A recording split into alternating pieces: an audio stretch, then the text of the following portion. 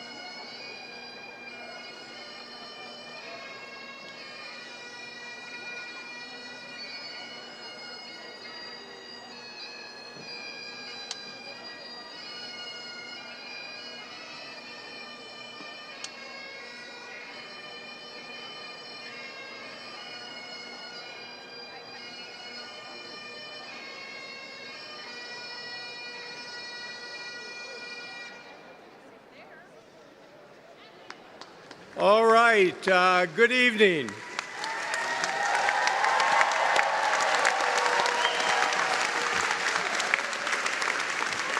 I'm Fritz Steiner, the Dean of the Stuart Weitzman School and also Paley Professor. Welcome to our 2023 commencement ceremony. Yeah, we can cheer. I'd like to extend a special welcome to family members and any significant others who have traveled to be here today. I'm confident that our students would not be here without you, and we are grateful for the many ways you've supported them during their time here at Penn. To the friends and family watching on YouTube, welcome. We're delighted that you could be with us virtually. And to all the moms, happy early Mother's Day.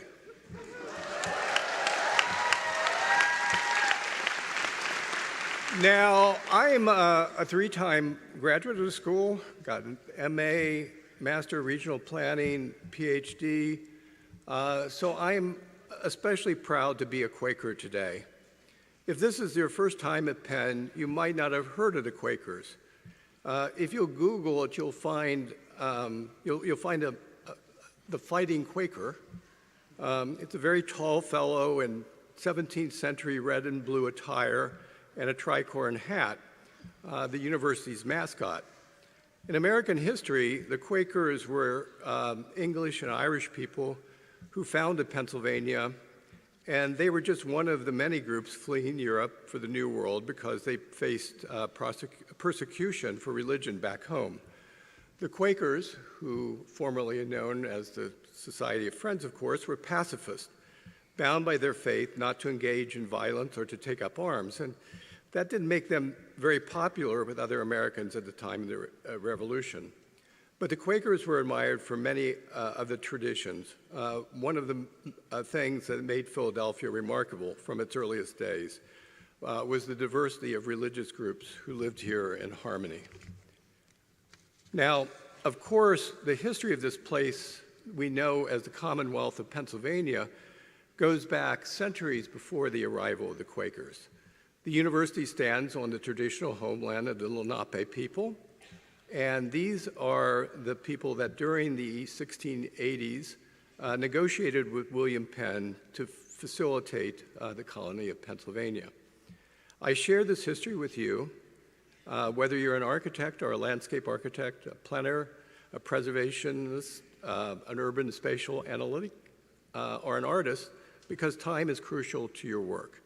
Time can be used as a tool or an obstacle, but is always an invisible, silent collaborator. The one teammate we always can count on. Whether you're building a building or creating an art installation, you're working with everything and everyone that has shaped the place before you got there. That goes for art installation, like the project of 2019 MFA graduate Carolyn Lazard, which is on exhibit right now in the Institute of Contemporary Art. For art historians and past visitors, the gallery it occupies holds memories of all the art that was there before. What's more, people's experience of your work depends on time, whether it's measured in minutes or years. Now you'll notice our name school has the word design and not architecture or any of the other professions in which our faculty and alums excel. Design is fundamentally the practice of transforming existing conditions into better ones. The word design reflects that fact that the scope of our work goes beyond the built environment. It includes products and experiences, visual culture and public health, public policy and legislation. Our students are not only mastering the drawing and painting, but also geometry and material science, botany and ecology, 3D printing, robotic fabrication. They master film and animation, casting and welding, data analytics and visualization, environmental law, and systems engineering. So it's not really space that unites us at Weitzman, it's time.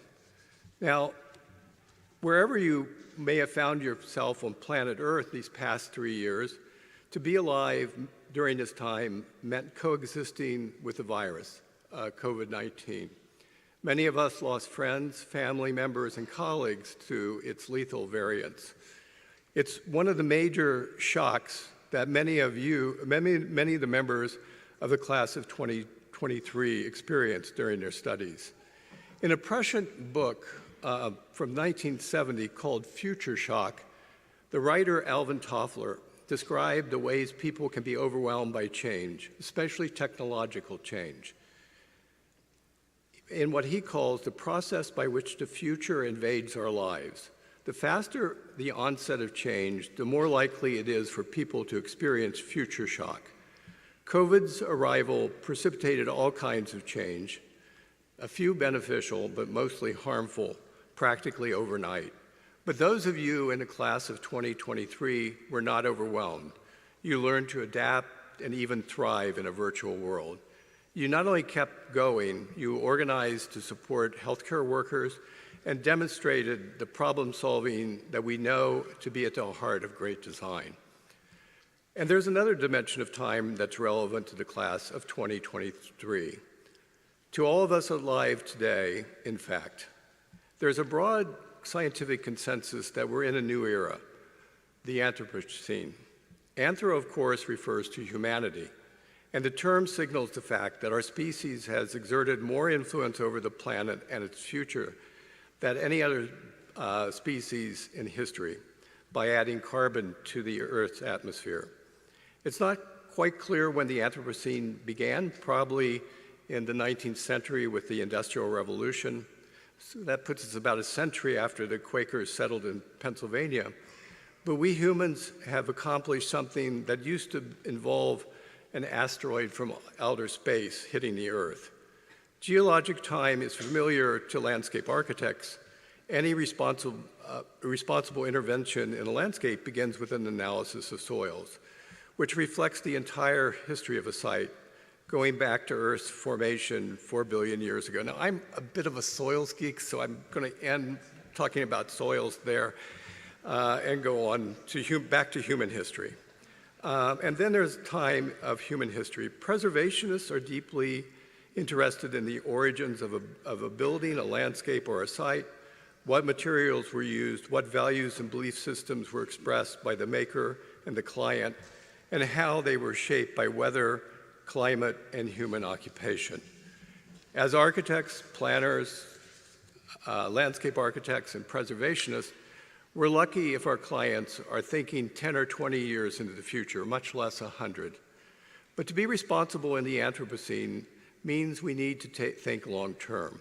For every building, park, and memorial we look on, we need to think of its entire life cycle, how its constituent parts and materials were manufactured, assembled, and then reassembled, how it performs in extreme weather conditions that have never been recorded, and how it will be used and understood by people who aren't even alive yet. Given that many of us were born in the United States, a country not yet 250 years old, this takes practice. Thanks to the opportunities to teach and do research abroad, I've been fortunate to be involved in 2 nations with ancient civilizations.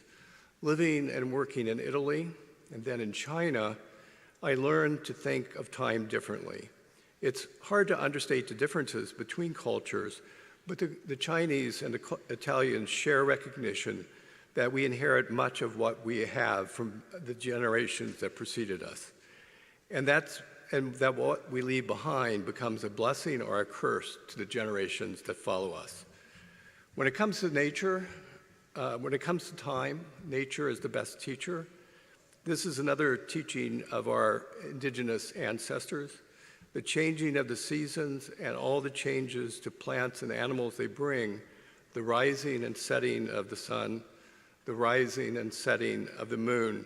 These phenomena make it impossible to ignore Earth's rotation on its axis, its orbit around the sun. Now, we humans have invented clocks and calendars, but our observations of natural systems enable us to count hours, days, weeks, months, and years. As a planner and a landscape architecture educator, I pride myself on being a reflective practitioner, and time is crucial for that. In the process of making plans or designs, there's time involved in listening to our clients and community members, then there's the time that goes into development, review, and revision. And the outcomes of every project calls for an assessment. Does this plan or design achieve its stated goals? Here is where time can be your best friend or your worst enemy. But the most valued, the most honest critic you'll ever meet. Time is especially useful for revealing our own assumptions and biases and the extent to which we got by them. One way to practice thinking long-term is to design a memorial. In 2005, my team was selected as a finalist in the competition for the design of the Flight 93 National Memorial.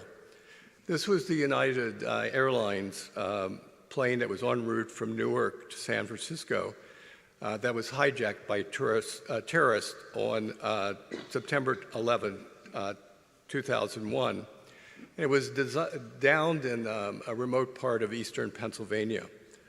Most likely, it came down as a result of the bravery of some of the passengers on board. Working with several colleagues at the University of Texas at Austin, I developed a plan to reflect the flight path of the plane before it reached the ground. In the process, we learned about the history of mining at the site, its severe winters, and how it had been bypassed by interstate highways. As my colleague Lori Olin said, memorials are created especially to instill, refresh, and perpetuate memories. The making of landscapes is thus central to instilling, refreshing, and perpetuating memories. Landscapes then are more than the places we shape. They are our most enduring cultural artifact. Now, none of this is news to our graduates. The members of the class of 2023 are already accomplished at reading a site's history as well as its future. Consider the work of Weitzman architecture students who studied with Graham Professor of Practice Marion Weiss to design a climate research center at the La Brea Tar Pits and Park in Los Angeles. It's the only urban Ice Age fossil site in the world that's still being actively excavated. Today, the fossils of animals, plants, and insects tell us how ancient ecosystems and climates change. Right here in Philadelphia, our landscape architecture students have gotten to observe the overlay of human history and geologic time. This spring, Professor of Practice Emeritus Lori Olin came out of retirement to teach a course on drawing, leading students on weekly field trips to different parts of West Philly. Drawing is just one way of slowing down. And slowing down makes us more receptive to the world around us and more open to its possibilities. Whether it's sketching in a park or cemetery, strolling in a garden, or walking along the river, you become attuned to the details of landscape and natural rhythms. You don't necessarily have to draw or even sit down in a place to slow down long enough to read a landscape closely. It is one of the reasons I enjoy walking. Even when the world seems to have slowed down to a crawl, as it did in the early days of the pandemic, walking enables us to see things that usually go unnoticed. The time of a walk also makes it possible to take in what's around us, from the density of the ground beneath our feet to the shifting line of the horizon. One of the people I admire most for their ability to read landscapes is with us today. For over a decade, he's been a wonderful guide of the built world. He's also a time traveler, revisiting history and projecting into the future to help us understand how policy and design decisions affect people's lives. I'm talking about Michael Kimmelman, the longtime architecture critic of the New York Times. Michael's most recent book is a collection of conversations he had with architects, planners, historians, and others on walks around New York City at the height of the pandemic. Please welcome Michael Kimmelman.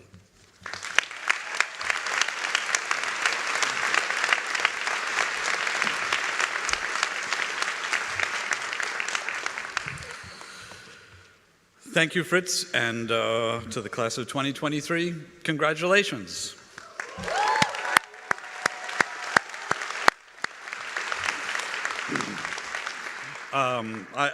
I'm really honored and humbled and super excited to be sharing this special day with you. As Fritz said, tomorrow is Mother's Day, so let me also give a shout out to the parents in the house, since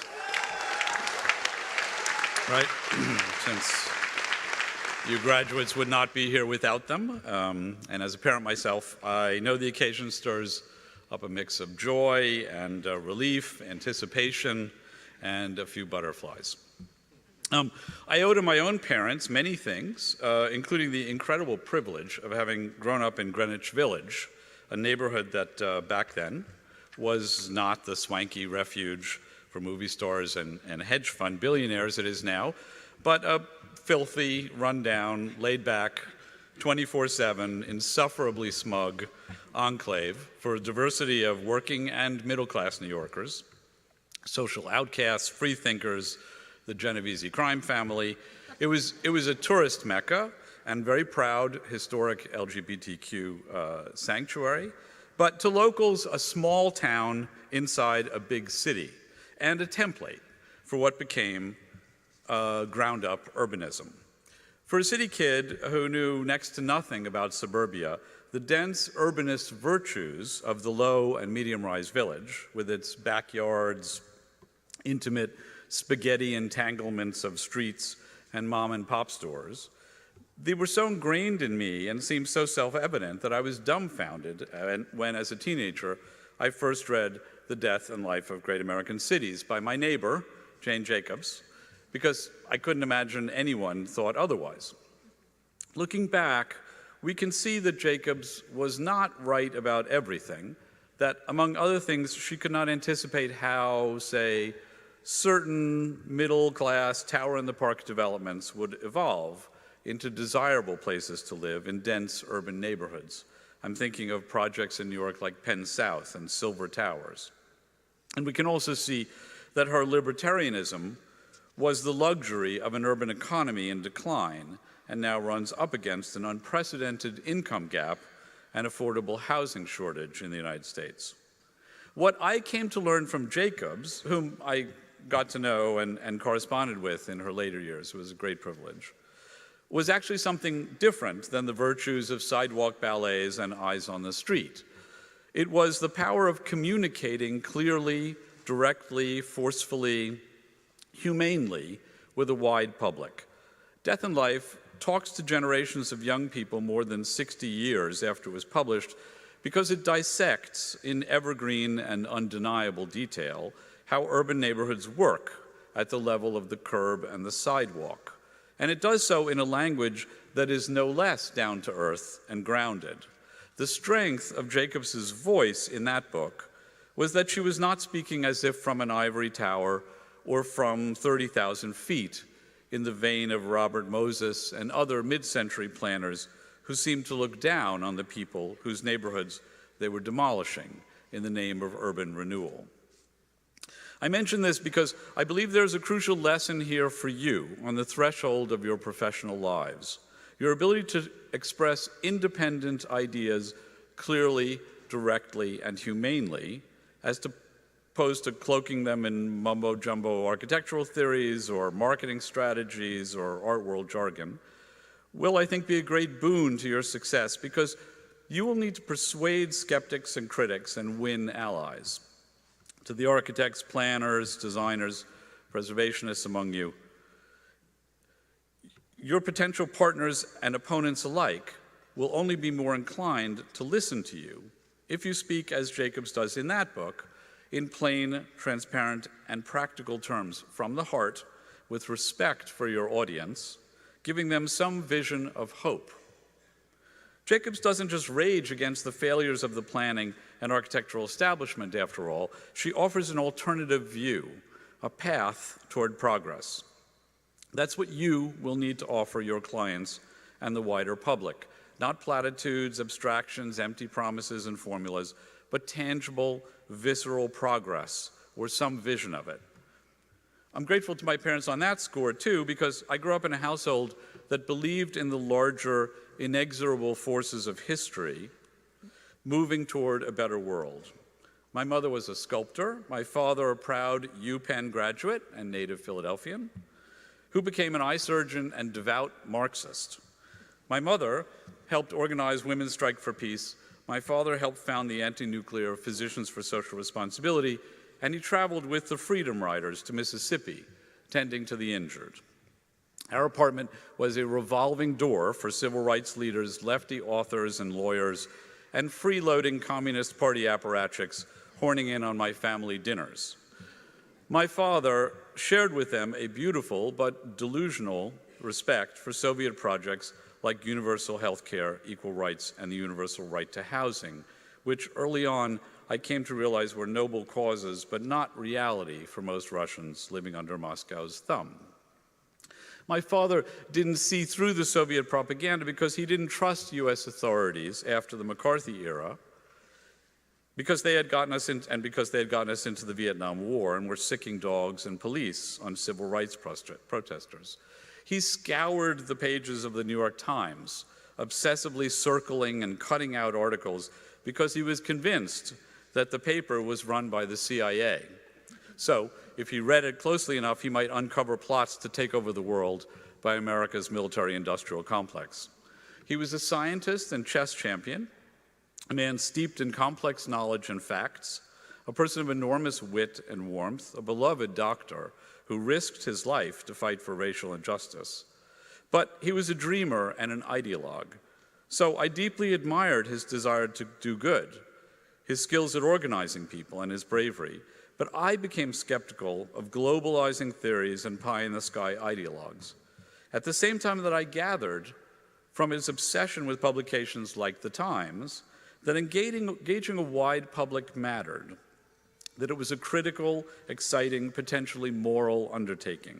I realized the public realm, whether we mean shared physical public spaces we design and build, or the pages of a newspaper or website we write and share, public realm is where we get to thrash out our democracy and collective identity, where we negotiate who and what we are as a society and a polis.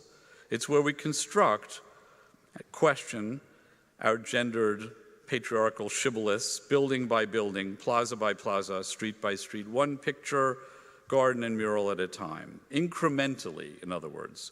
You are probably familiar with Jaime Lerner's phrase, urban acupuncture, which in practice can be as instrumental as large-scale, massive interventions. Partly in reaction, I think, to my parents' totalizing views, I came to realize that progress involves slow, step-by-step, messy, sometimes elusive processes that are more frustrating and complicated than just backing one regime or political party or another, or speechifying about abuses of authority and other social ills. That may be why journalism attracted me, because like your work, it atomizes the world into discrete problems, recognizing progress as transactional, granular, but more than that, it accepts that what can seem like progress at one moment often turns out to be problematic later on, so there is no end to the pursuit of progress. Progress is a lifelong pursuit, not a gig. I am here to suggest that you lean into this open-ended, circuitous notion of progress in your careers. I was a pianist growing up, then as an undergraduate at Yale, gravitated from music to history because I didn't want to narrow my world yet, and I thought history would help me lay a foundation for understanding how we got here. I realized other people would try to limit my scope and my thinking. That's how the professional world operates. So I wanted to resist for as long as possible. Still unsure whether to pursue piano or academics, after graduation, by sheer dumb luck, I landed a job as an editor at a design trade journal called ID magazine, which later became a chic publication, but back then was so terrible that it was willing to hire a total know-nothing like me. It changed my life. When I started on my doctoral studies at Harvard in art and architectural history, I moonlighted writing journalism. I became the architecture critic for New England Monthly and did a few music reviews for the Boston Globe, which barely paid my subway fare, but made me feel I was still participating in a wider public conversation. And so when, out of the blue, I was offered a job as a music critic for a newspaper in Atlanta, then here in Philadelphia, then for the New York Times, I left my dissertation unfinished. After the Times discovered I was trained in art history, the editors made me the paper's chief art critic, a job for which I was spectacularly unprepared, and I spent several terrified years just trying not to make a complete idiot of myself in public. Once I finally got a handle on that job, I started feeling restless and guilty, not unhappy with art or artists, but increasingly feeling a personal responsibility and urge to do work that was meaningful to a wider public than I felt I was reaching, and that grappled in whatever small ways I could with the big challenges of the day, like the environment and the state of our cities and social welfare, while, I hoped, retaining something of the transformative and creative ambitions of art. In essence, I wanted to focus on the kind of work you all here will do. I hope you see where I'm going with this. You will need to come to terms with the limits of your own agency to grapple with problems larger than yourself, which by profession, I believe you are now ideally, historically suited to address. The architects, planners, urban designers, landscape architects, historic preservationists, and data technologists, not to mention some of the artists among you, your work will try to enhance and reimagine the built environment, which includes flora and fauna. Let me remind you of an observation by the late Harry Cobb, architect of the John Hancock Tower, a longtime GSD professor and partner of IMPay. Architecture is caught in a conflict, Harry wrote. On the one hand, it is impossible for architecture to ignore the ethical obligation stemming from the fact that buildings are intended to be useful. On the other hand, it is fatal for architecture to be trapped in the condition of being merely useful. From the ethical perspective, architecture is contaminated by its art status, while from the architectural perspective, it is contaminated by its use status. Yet this is precisely what makes our art so important in culture, writes Harry. Every work of architecture is inescapably enmeshed in the systems of power and standards of ethical conduct from which its art status demands with equal insistence that it be liberated. The reconciliation of these seemingly irreconcilable demands precisely defines the ultimate task of the architect. I mostly agree with Harry, and for you embarking on your careers, the even tougher question is, how will you keep your moral compass and remember your goals when faced with all the mundane technical chores and professional compromises that may well define these early, next taxing years? I think the answer is to let the process be your guide. I droned on about my own background, my old neighborhood, my family, and my meandering career path because I wanted to make the point that a professional life, if it is to grow and remain interesting, must be iterative and additive. It does not need to follow a straight line. It requires your remaining open to change, questioning your routines and choices, assumptions and beliefs, leaving comfort zones and putting yourself in unfamiliar situations. All that sounds like commencement speech boilerplate, I know. But life is not a game of musical chairs in which you lose out if you can't settle into your seat quickly enough. It is, like progress itself, always in need of reassessment. Fritz mentioned the Industrial Revolution, the ultimate example of human progress, which ushered in the steam engine, incandescent lighting, telecommunications, modern transportation and infrastructure, modern cities, the elimination of countless diseases, the decline of infant mortality, extreme poverty, starvation and illiteracy, the mass distribution of food and water, medicine, education, the proliferation of the middle class. But today, We also take pains to note that it industrialized the exploitation of labor, weaponized colonial expansion, and inaugurated the Keeling Curve and the Anthropocene era. Let me give you an example less grandiose and closer to home. The High Line in New York City. As you all know, the High Line is a recuperated industrial railway viaduct in Manhattan, reimagined by UPenn superstars, James Corner and Lisa Switkin, and also by a couple of architects, non-Penn faculty members whose names I can't remember at the moment. We talk about the High Line the way we do about Geary's Guggenheim in Bilbao, as one of those world-shaking 21st century architectural game changers whose success every other city wants to copy. And in many ways, the High Line is a spectacular achievement.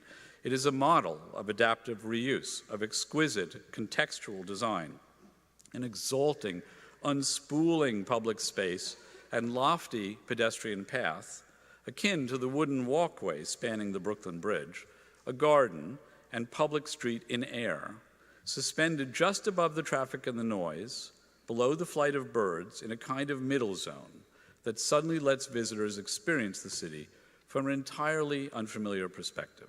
It became, not surprisingly, an instant tourist attraction and real estate bonanza, bringing in hundreds of millions of dollars to city coffers.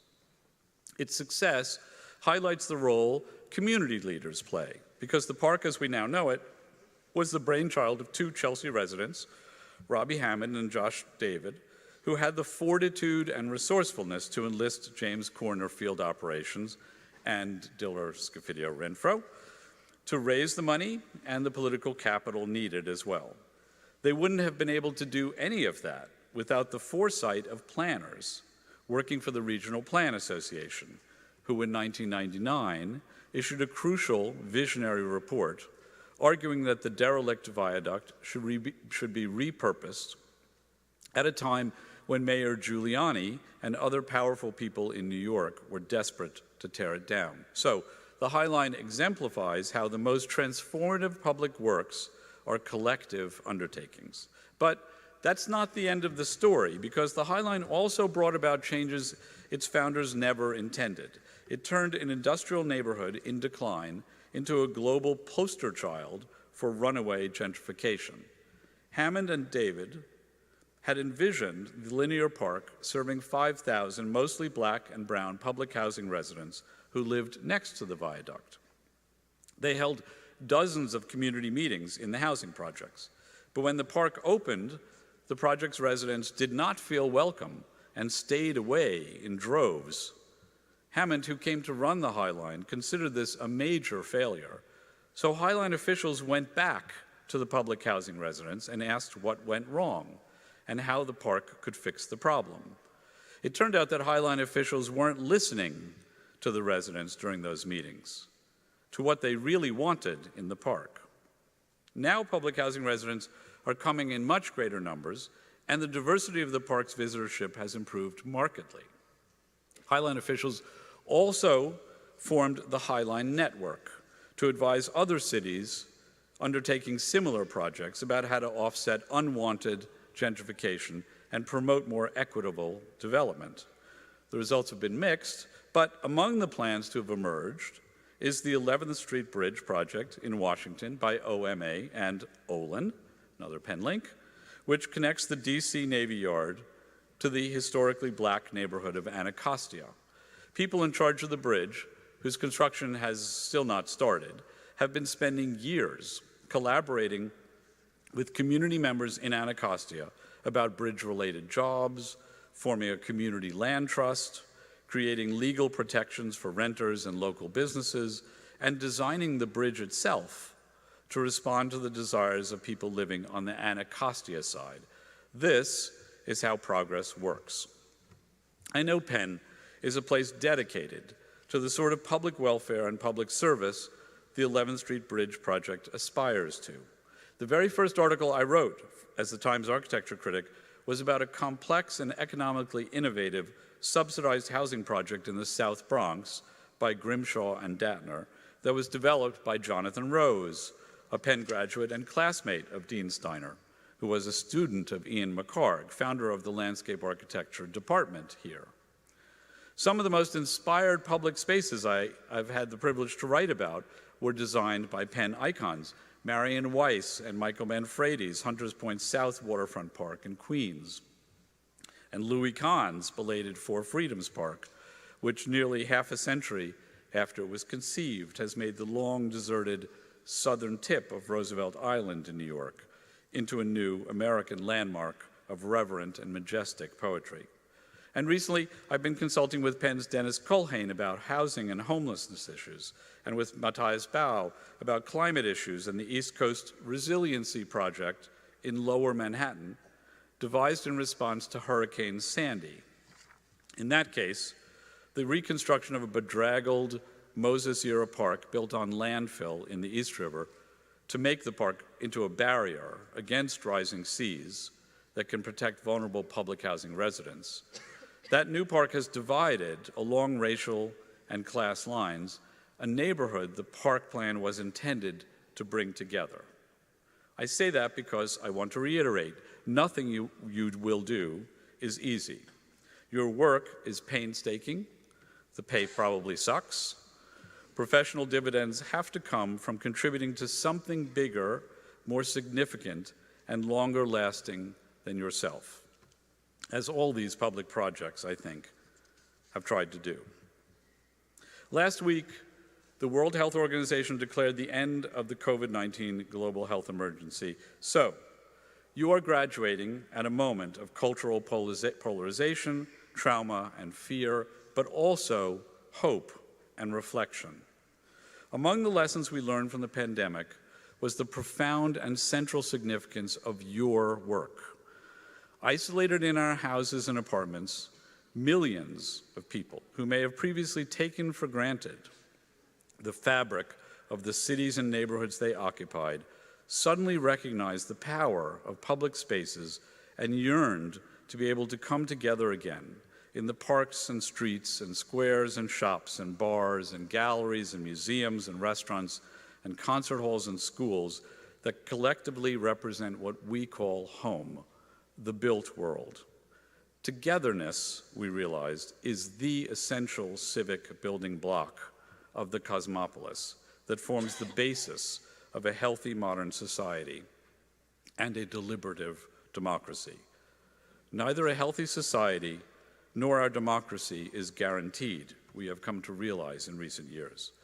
Both depend on vigilance, the building of alliances, and an endless process of equitable and incremental change in which we each get to do our part, and in so doing, help others do theirs. Godspeed, class of 2023, and congratulations.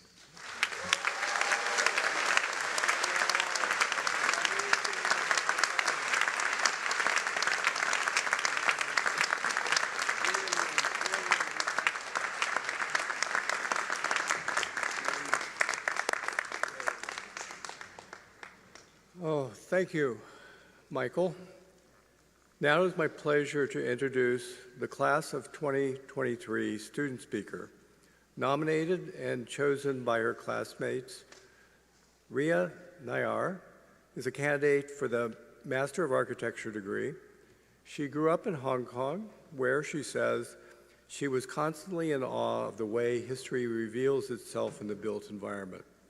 Rhea earned the T-Square Club Fellowship, the E. Lewis Dowles Traveling Fellowship, the James Smith Warner Memorial Prize, and most recently, the Adidas Fellowship. Rhea?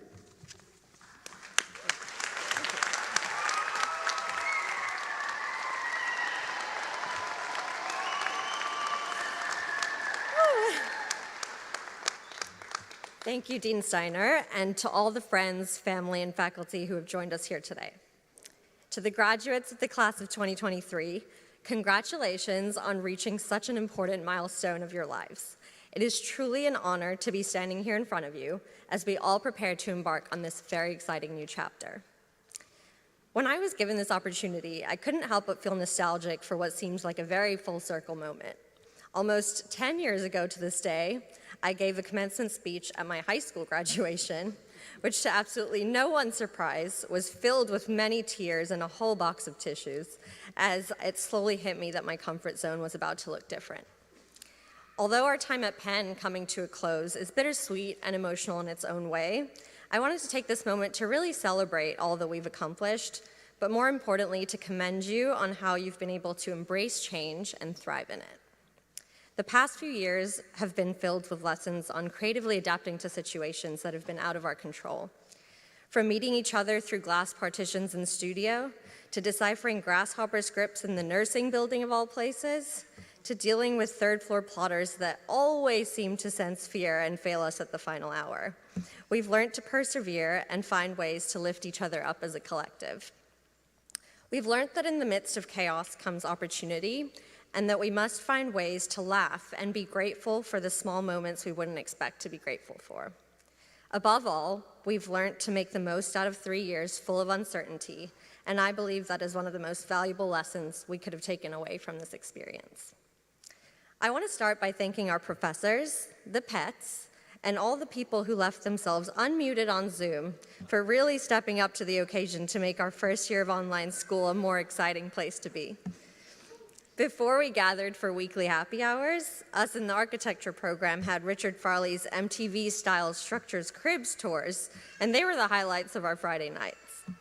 I remember seeing everyone's homes and carefully curated spaces and thinking that we would have never connected in such a way if it weren't for this unique circumstance that started to blur our personal and professional lives on a tiny little screen. The art of placemaking while embracing constraint is really a skill that translated into our lives at Meyerson as we moved in and out of our studios every semester and made our 6-foot by 3-foot desks a place to call a temporary home. We have become experts at creating spaces that operate as adaptable transient systems that ebb and flow with the fluid nature of how we live. Today, as we graduate, we carry with us the tools and knowledge to shape communities and build environments geared towards a more resilient future. We've harnessed the power of collective ambition to spark new ideas and engage in conversations about the importance of an empathetic approach to design, which will surely serve us well as we navigate the ever-changing landscapes of our respective fields. In the spirit of being grateful, we simply must thank our families and friends who've traveled all over the world to be with us for their endless amounts of support and constant encouragement. It truly does take a village, and we wouldn't be sitting here today if it weren't for your unwavering guidance and patience. Amongst the many FaceTimes and phone calls I had with my own family, I often expressed that there was just something special about this school, the environment, and this incredibly talented group of people that has pushed me to challenge myself in ways I never have before. You all have an innate sense of drive, passion, and dedication towards what you do, and I am so, so proud to be a part of this cohort of designers and change makers. I hope that we all get the chance to reunite over something other than soggy happy hour pretzels in the future. So here we are, class of 2023, at the end of this whirlwind of a journey. It has been an absolute pleasure to learn, grow, and travel alongside you, and to have built friendships that will surely last a lifetime. Congratulations on making it to this day, and have an absolute blast celebrating, because we made it. Thank you.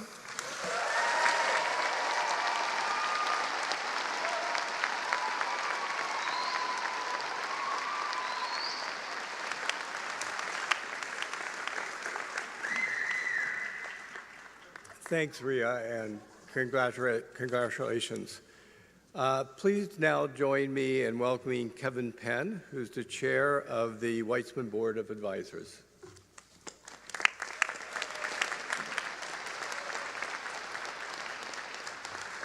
Thank you, Fritz.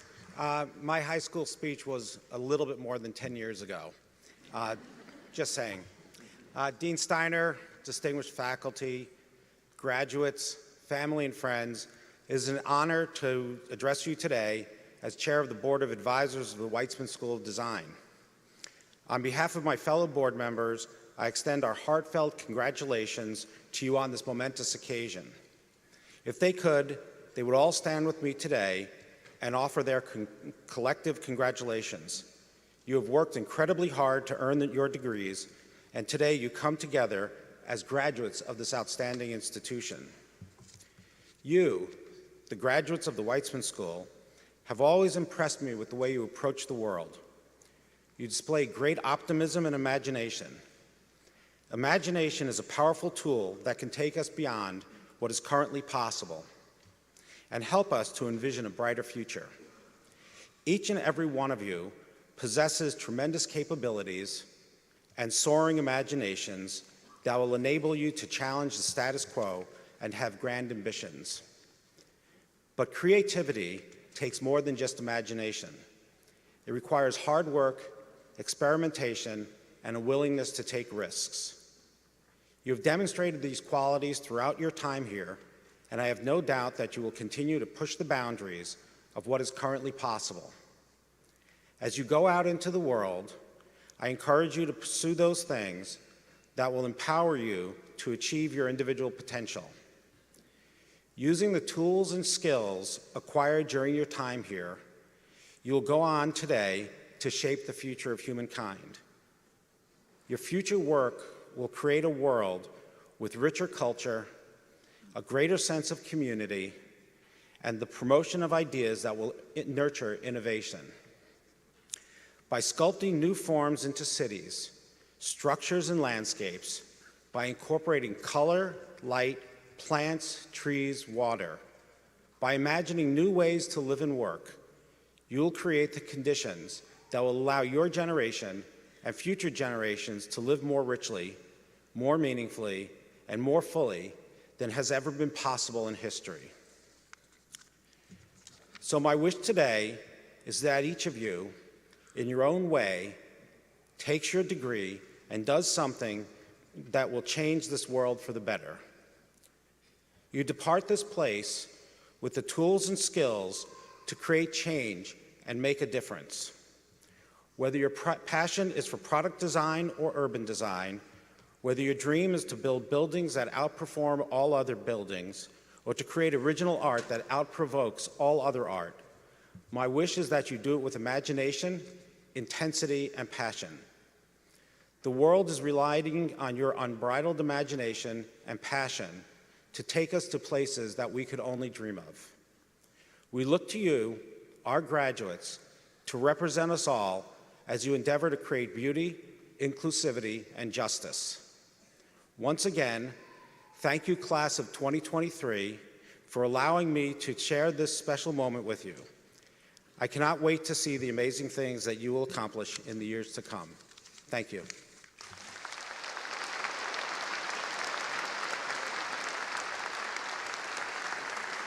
Thank you. Thank you, Kevin. This is Kevin's last appearance on stage for commencement as he concludes his term as board chair. Kevin, we're grateful for your enthusiastic leadership and your generous support of our school over the years. Our alums and our students are better off because of you. Thank you.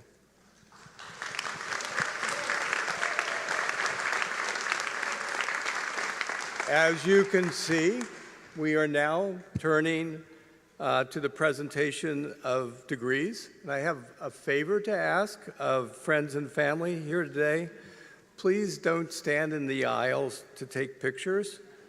We want to make sure that the graduates can safely make it the way to the stage to be recognized and get back. So if you could stay seated, we'd appreciate that. We have a photographer who's dedicated to getting close-up images of the action, and those are all be on Flickr. Also, a request of the graduates, as we want to remain vigilant about our health, as you come up to collect your diploma, try to refrain from handshakes or hugs. Elbow bumps, fist bumps, okay. It's now my pleasure to present the dual degree candidates who exemplify the school's commitment to interdisciplinary study.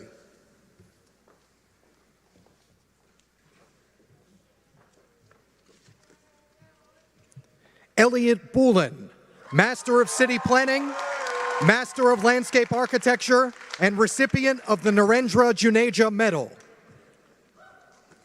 Kristen Chang, Master of City Planning and Master of Urban Spatial Analytics. Bing Chu Chen, Master of City Planning, Master of Urban Spatial Analytics. Tristan Earl Grupp, Master of City Planning, Master of Urban Spatial Analytics. Amina Leica McNulty, Master of City Planning, Master of Landscape Architecture, Certificate in Ecological Planning. Allison Ijeoma Nakwacha, Master of Landscape Architecture, Master of Science Historic Preservation, recipient of the Historic Preservation Faculty Award for Outstanding Academic Achievement and the American Society of Landscape Architecture Award of Honor. Ashlyn Pentecost Farron, Master of Fine Arts, Master of Science in Historic Preservation, recipient of the Albert Binder Travel Fellowship. Jackson Plumley, Master of Landscape Architecture, Master of City Planning, recipient of the George Madden Boughton Prize, and also recipient of the American Society of Landscape Architecture Award of Honor, the Paul Davidoff Award, and the Department of City and Regional Planning Special Award for Excellence in Student Publications. Jamaica Reese Julian, Master of Architecture, Master of City Planning, recipient of the William L.C. Wheaton Award, the Alpha Rho Chi Medal, and the Will M. Melhorn Scholarship. Marissa Marie Sayers, Master of City Planning, Master of Landscape Architecture, recipient of the Faculty Medal in Regional Planning. Jia Min Tan, Master of City Planning and Master of Urban Spatial Analytics. Chan Ju Yang, Master of Architecture, Master of Landscape Architecture. Xu Jing Yi, Master of Landscape Architecture, Master of Urban Spatial Analytics, Certificate in GIS and Spatial Analytics. D.E. Zhang, Master of City Planning, Master of Science in Historic Preservation.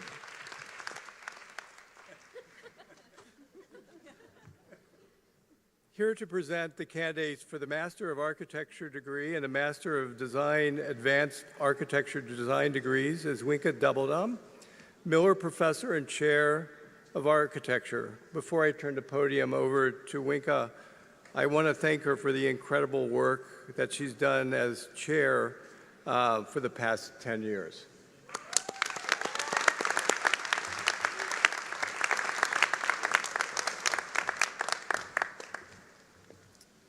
Thank you, Fritz. Of course, that wasn't possible with the help, some little help of all these people here and all the students over there. So yeah, I have to say 10 amazing years. Welcome class of 2023, friends and family. So great to see everyone in person.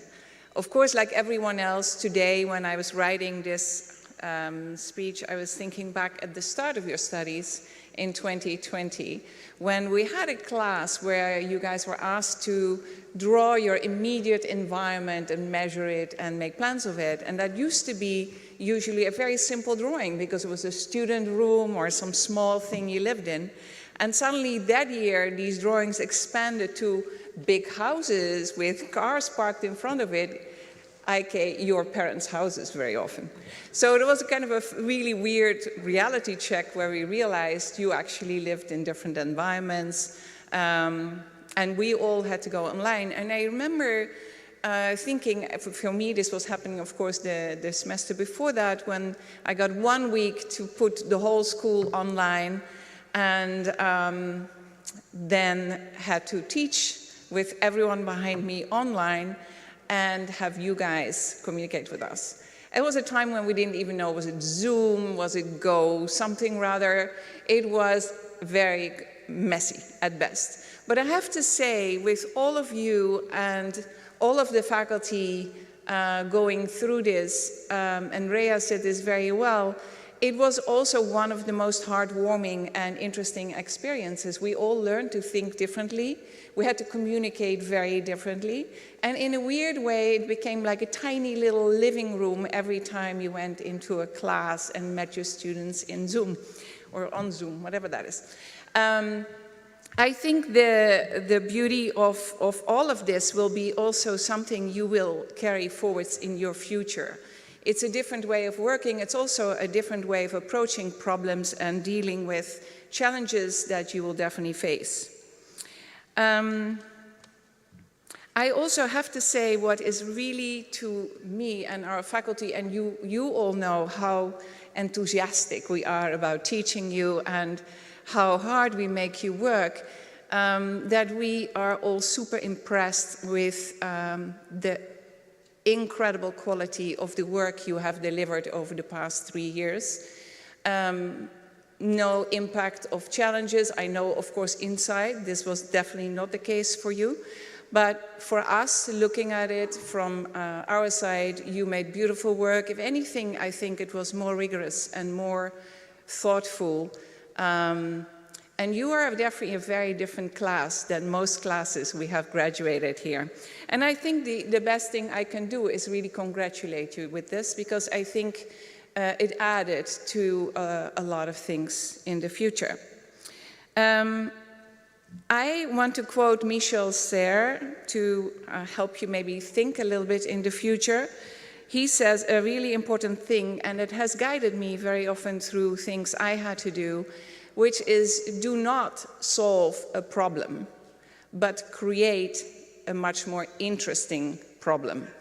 And I think that is really important. And whatever that problem is that you are creating, and we call that concept, right, in architecture or in landscape and other departments, but whatever that problem is, also remember your biggest tool will always be design, and don't let anyone else tell you otherwise, because you are who you are, and you are an amazing group of people that I'll miss very, very dearly as I'm graduating with you. As Fritz just mentioned, this is my 11th, I think, but it is technically 10 years. Yeah, so with that, I want to congratulate you in the name of the faculty of the Department of Architecture, and I want to invite you to come to the stage so that we can give you your diploma. Thank you.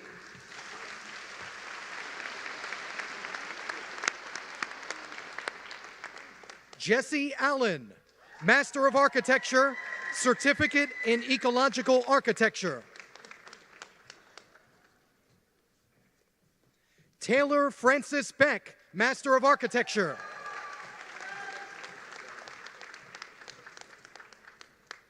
Han Yan Chen, Master of Architecture. Su Meng Chen, Master of Architecture.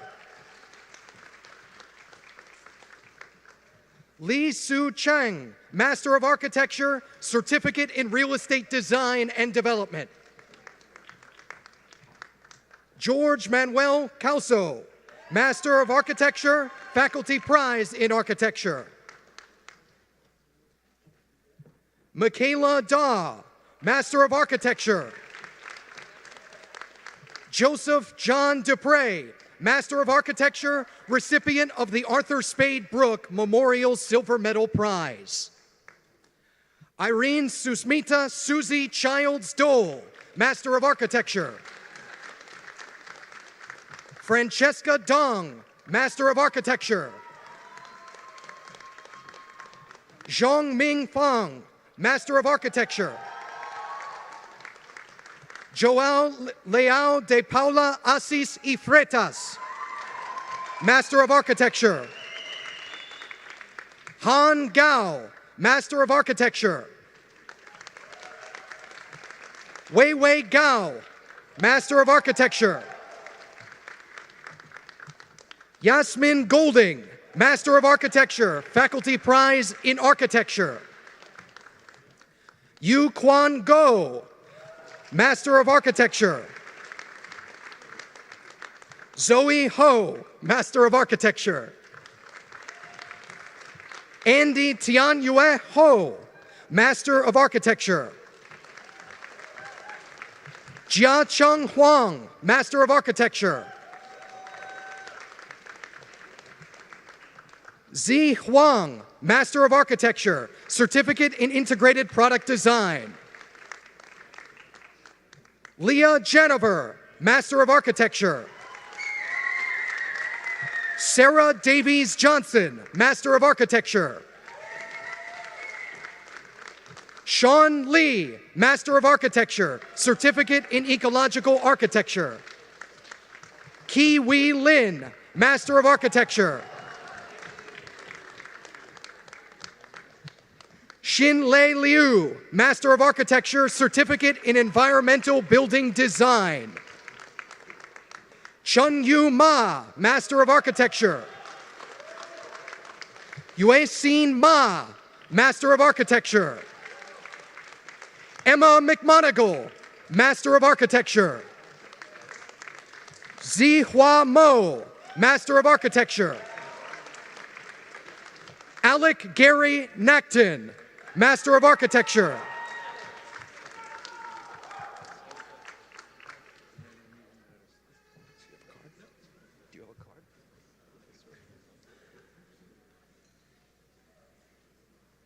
Rhea Nayar, Master of Architecture, recipient of the Paul Philippe Crête Medal. Nana A. Ntriwa Burko, Master of Architecture. Oluwatosin Omajula, Master of Architecture.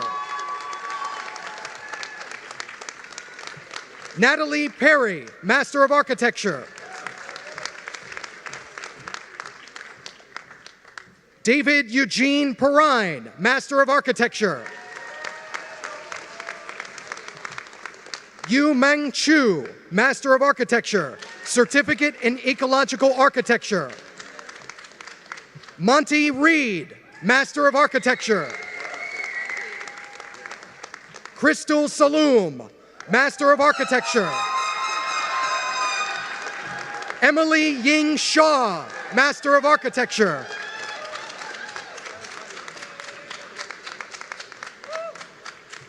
Harsana Siva, Master of Architecture. Shinru Tan, Master of Architecture.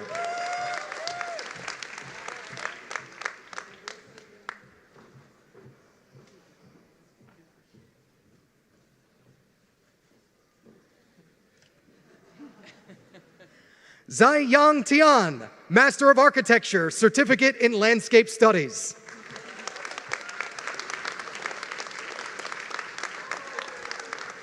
Kyle Troyer, Master of Architecture, recipient of the Cantor Trich Prize in Energy and Architectural Innovation, as well as the Faculty Prize in Architecture. Sherry Wan, Master of Architecture, recipient of the Arthur Spade Brooke Memorial Gold Medal Prize. Lachelle Denise Weathers, Master of Architecture.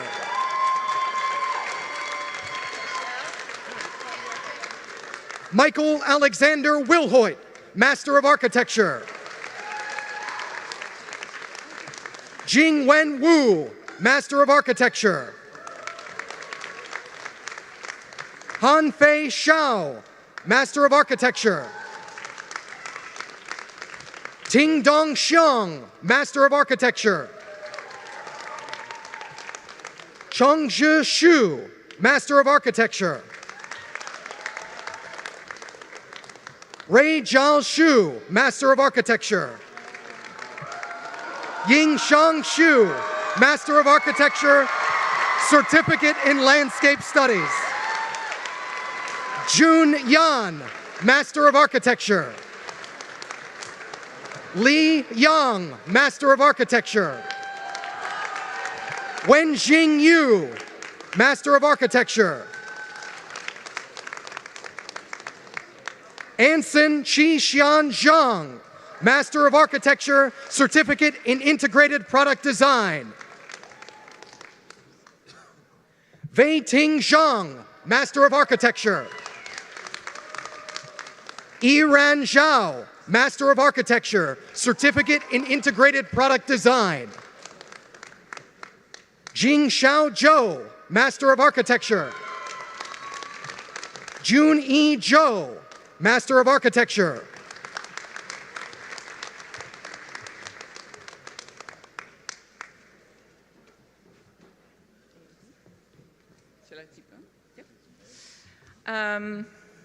My second role is as the replacement of Professor Ali Rahim, the director of the MSD in Advanced Architectural Design. Ali is on sabbatical and could not make it, but we are really happy and welcome our class of, it's with you guys always a little bit different because I know you kind of swirled around the years.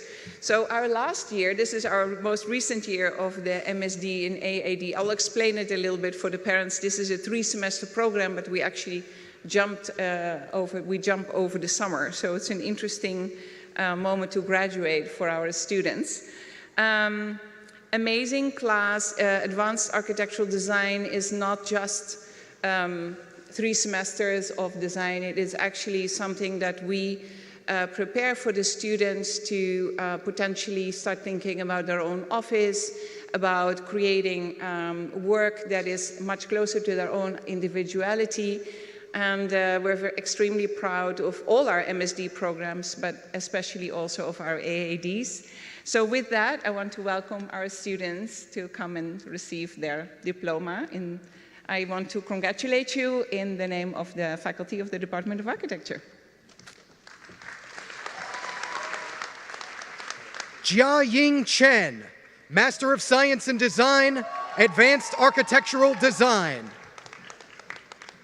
Macarena de la Piedra, Master of Science in Design, Advanced Architectural Design.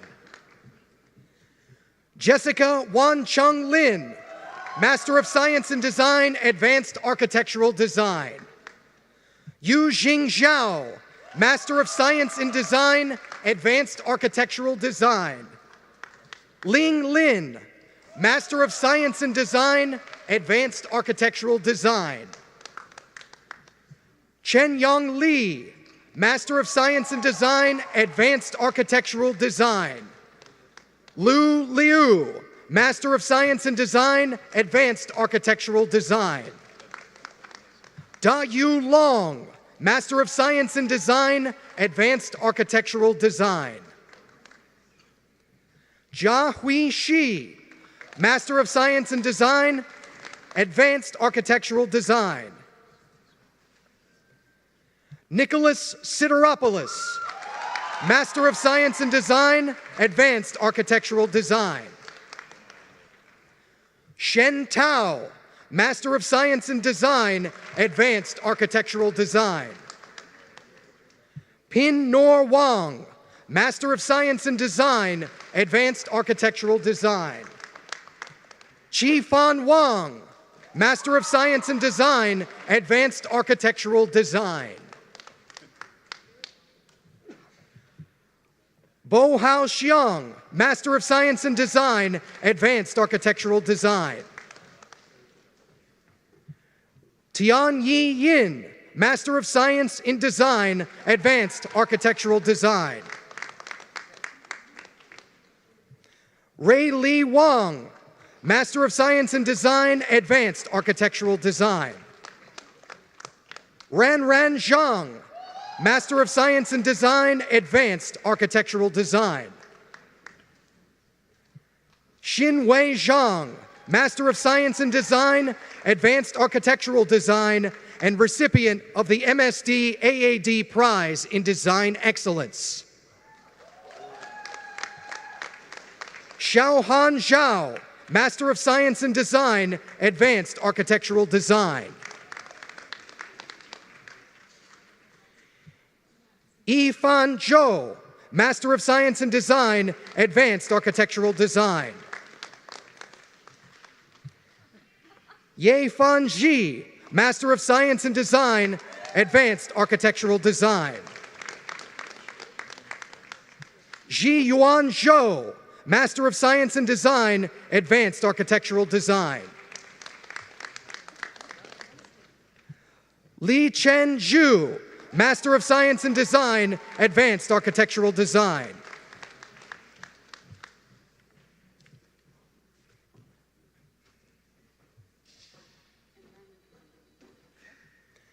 Tian Tian, Master of Science in Design, Environmental Building Design. 1 second. I'm going to introduce Professor Bill Braham, who is the director of the MSD in Environmental Building Design. Bill? We don't mean to make Tian on Trecha's wait any longer, but thank you, Winka. I'm here to introduce the graduates in the MSD program in Environmental Building Design. This is a studio-based program with specialized courses in performance simulation, daylight analysis, life cycle accounting, all synthesized in design studios. But of course, that's the description that you would read on our website. And what really makes this program remarkable are the students who choose to come to it. These are young architects who at various points in their careers recognize what we should all recognize, which is that the world is on fire, and they have chosen to divert their careers in order to gather up some of the skills so that they could help alter that condition. So it's a remarkable group. I will say their enthusiasm, their optimism is the perfect antidote to my climate anxieties. And every year they keep me going. So I'll just end by saying thank you to them, congratulate them, and look forward to what it is that they do with all the things that they've gathered here at Penn. So now we can let Tian cross the stage.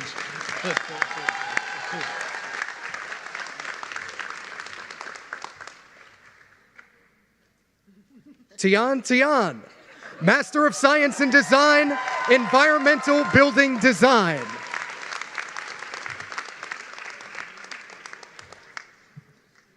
Irvi Milind Palvar, Master of Science in Design, Environmental Building Design. Ali Hashim, Master of Science in Design, Environmental Building Design. Yingbo Liu, Master of Science in Design, Environmental Building Design. Xiao Wen Yu, Master of Science in Design, Environmental Building Design. Mengfang Sai, Master of Science in Design, Environmental Building Design.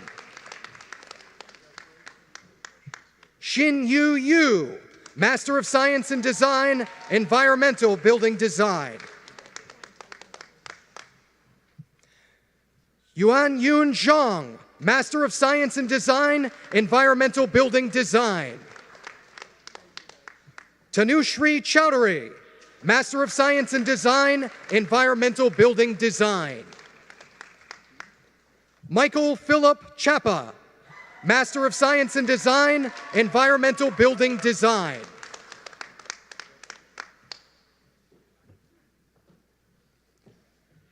Priyal Nimesh Parekh, Master in Environmental Building Design. Shi Meng Yang, Master in Environmental Building Design. Hardy Darshan Shah, Master in Environmental Building Design.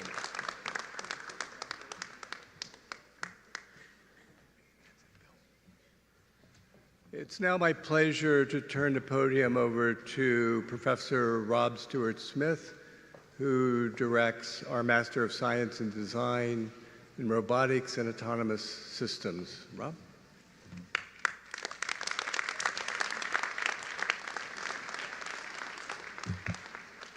Dean Steiner, it is with great pleasure that I'm presenting to you students from the Master of Science in Design, Robotics and Autonomous Systems degree as conferred by the Faculty of Architecture. family and friends, the MSD RAS program builds knowledge and skills in robotic fabrication and design computation and aims to expand the agency of the architect to work critically and creatively within the emerging fourth industrial revolution, something that maybe alludes to both the promises and pitfalls of the first industrial revolution that Michael Kimmelman presented earlier. Graduates, science fiction writer Arthur C. Clarke talks about the fact that advanced technology is often indistinguishable from magic. I wish you exciting careers and look forward to how you'll contribute to a brighter future for our built environment filled with magic. And on behalf of the faculty in the Department of Architecture, congratulations. Please come forward to accept your degree.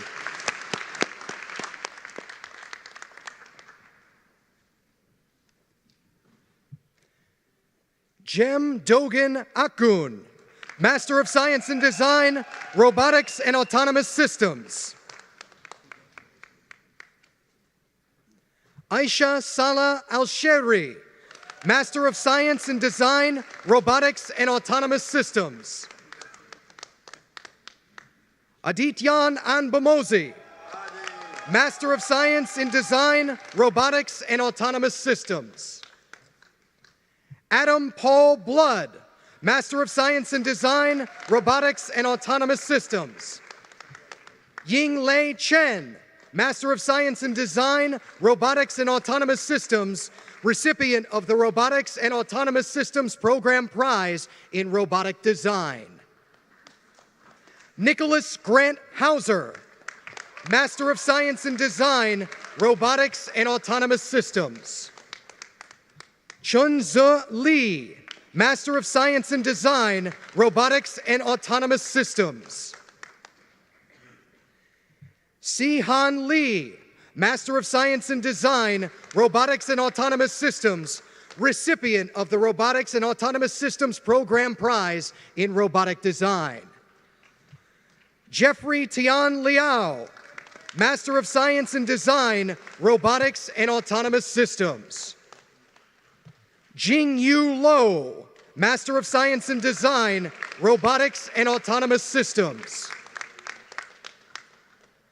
Masa Sadat Maselagu, Master of Science in Design, Robotics and Autonomous Systems.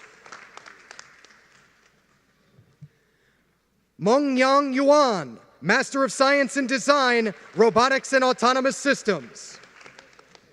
Xin-Lin Lu, Master of Science in Design, Robotics and Autonomous Systems.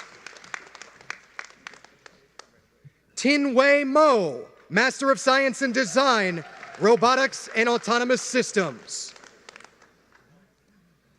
Shunta Moriuchi, Master of Science in Design, Robotics and Autonomous Systems, recipient of the Robotics and Autonomous Systems Program Prize in Robotic Design. Rishi Magarao Rajasekar, Master of Science in Design, Robotics and Autonomous Systems. Shuo Shuen Su, Master of Science in Design, Robotics and Autonomous Systems. Hao Han Tang, Master of Science in Design, Robotics and Autonomous Systems. Ben Tian Wang, Master of Science in Design, Robotics and Autonomous Systems. Yi Dan Wang, Master of Science in Design, Robotics and Autonomous Systems. Matthew Joseph Ward, Master of Science in Design, Robotics and Autonomous Systems. Renhu Wu, Master of Science in Design, Robotics and Autonomous Systems, recipient of the Robotics and Autonomous Systems Program Prize in Robotics Design. Puriya Vakshori, Master of Science in Design, Robotics and Autonomous Systems. Thank you, Dean Steiner. Well, thank you, Rob. Here to present the candidates for the Master of City Planning degree is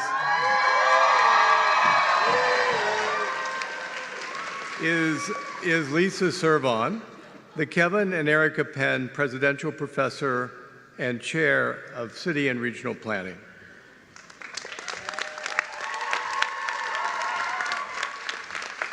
Thank you, Fritz. It is my honor to present the candidates for Master of City and Regional Planning. I heard you guys whooping it up in B1, and I get a little competitive with my fellow chairs, so let's hear it from the urban planners.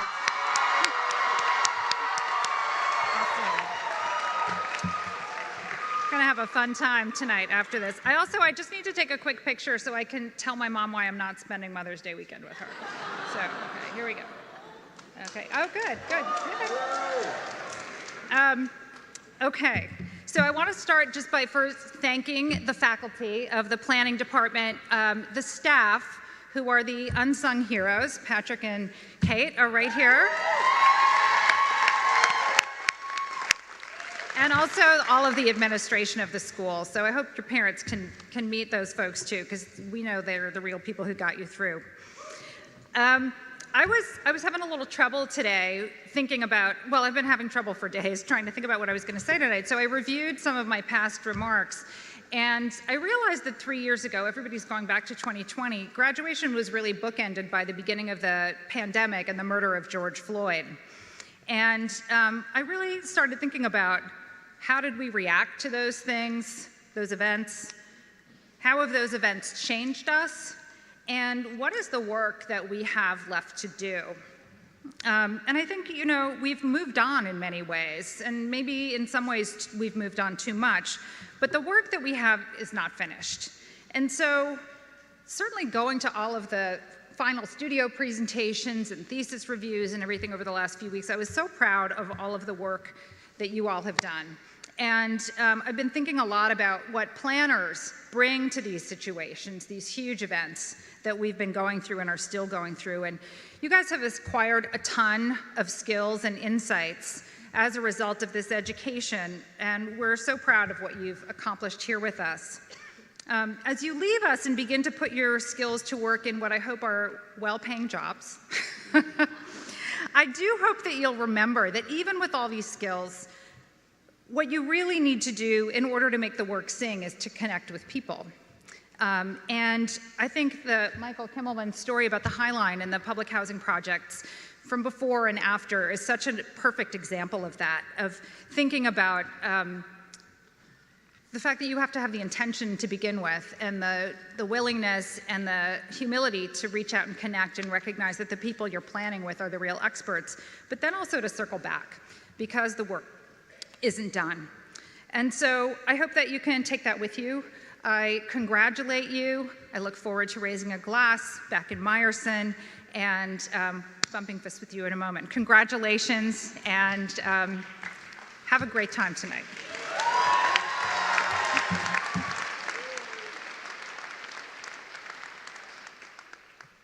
Zara Ahmadi, Master of City Planning. Simran Arora, Master of City Planning.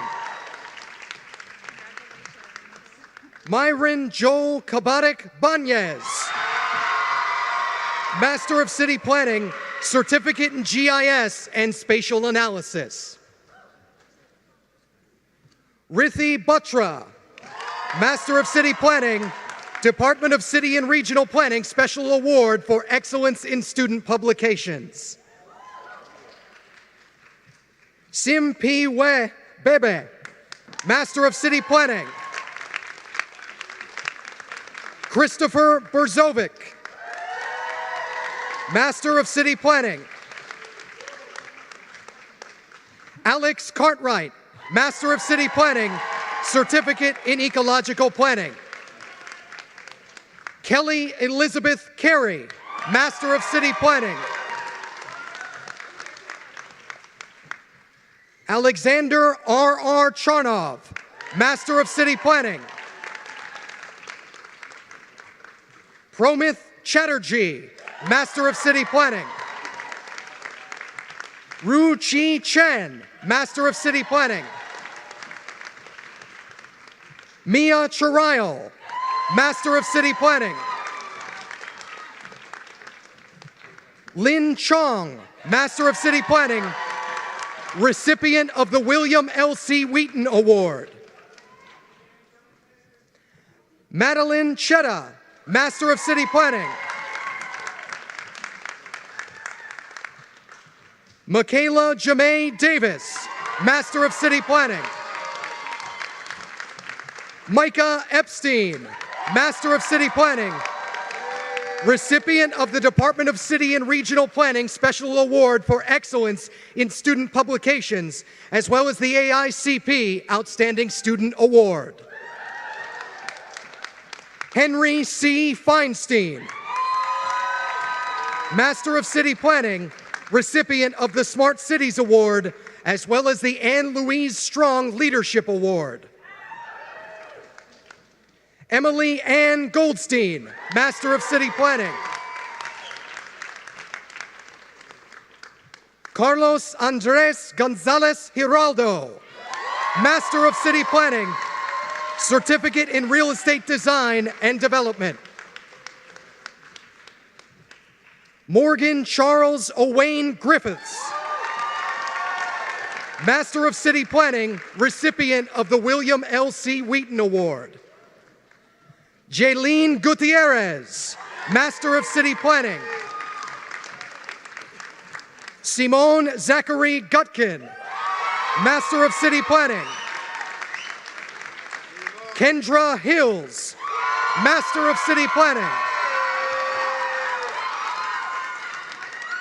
Robert Michael Hoffman, Master of City Planning, Certificate in Real Estate Design and Development. Lindsay Melissa Hover, Master of City Planning, recipient of the Anne Louise Strong Leadership Award and a Certificate in Energy Management and Policy. Yi Hong Hu, Master of City Planning, recipient of the William L.C. Wheaton Award. Wang Yu Kim, Master of City Planning.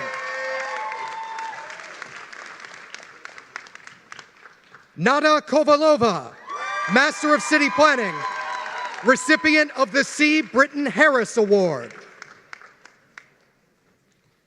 Allison Michelle Lau, Master of City Planning. Helen Christina Lee, Master of City Planning, recipient of the William L.C. Wheaton Award and the AICP Outstanding Student Award. Alexandra Lee Ita, Master of City Planning. Chung Hao Lee, Master of City Planning. Jia Lee, Master of City Planning, Certificate in GIS and Spatial Analysis. Sean Lee, Master of City Planning, Certificate in Real Estate Design and Development, and recipient of the Brian C. West Award. Amelia Rose Marcantonio Fields, Master of City Planning, Certificate in Urban Redevelopment. Olivia Ray Marcus, Master of City Planning. Cecilia McCrary, Master of City Planning, Certificate in Ecological Planning. Aiden Rianne McLaughlin, Master of City Planning. Christina Michael, Master of City Planning. Eliza Nobles, Master of City Planning. Stephanie Chinwe Onuaja, Master of City Planning. Gabriel Hill Orduña, Master of City Planning, recipient of the Bruce J. Hanson Award. Anastasia Lyons Osorio, Master of City Planning, recipient of the William L.C. Wheaton Award, as well as the Department of City and Regional Planning Special Award for Excellence in Student Publications. Nell Pearson, Master of City Planning. Amanda Cecilia Pena, Master of City Planning, recipient of the Paul Davidoff Award. Kylie Cassandra Pierce, Master of City Planning, recipient of the David Crane Award, as well as the William L.C. Wheaton Award. Kate Poore, Master of City Planning, recipient of the William L.C. Wheaton Award. Daniel David Powers, Master of City Planning. Kemi Richards, Master of City Planning, Certificate in GIS and Spatial Analysis. Stuti Singh, Master of City Planning. Emma Rose Sonner, Master of City Planning. William Charles Townsley, Master of City Planning, recipient of the William L.C. Wheaton Award. Julian Turley, Master of City Planning, Certificate in Real Estate Design and Development. Julius Venuti, Master of City Planning, Certificate in Real Estate Design and Development, and recipient of the Brian C. West Award. Ran Wang, Master of City Planning. Yan Wang, Master of City Planning, Certificate in GIS and Spatial Analysis. Yu Chen Wang, Master of City Planning. Jia Wei, Master of City Planning. Marquise Delante Williams, Master of City Planning. C.U. Jasmine Wu, Master of City Planning, recipient of the Witty Sakamoto Family Prize in City and Regional Planning. Yun Fan Shu, Master of City Planning. Zoe Na Young Yu, Master of City Planning. Yi Han Zhang, Master of City Planning, Certificate in Real Estate Design and Development.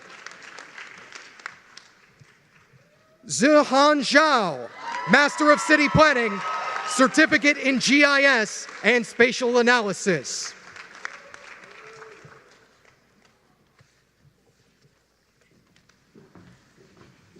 Next, I'd like to introduce Professor Elizabeth Delmel, who will present to you the candidates for Master of Urban Spatial Analytics.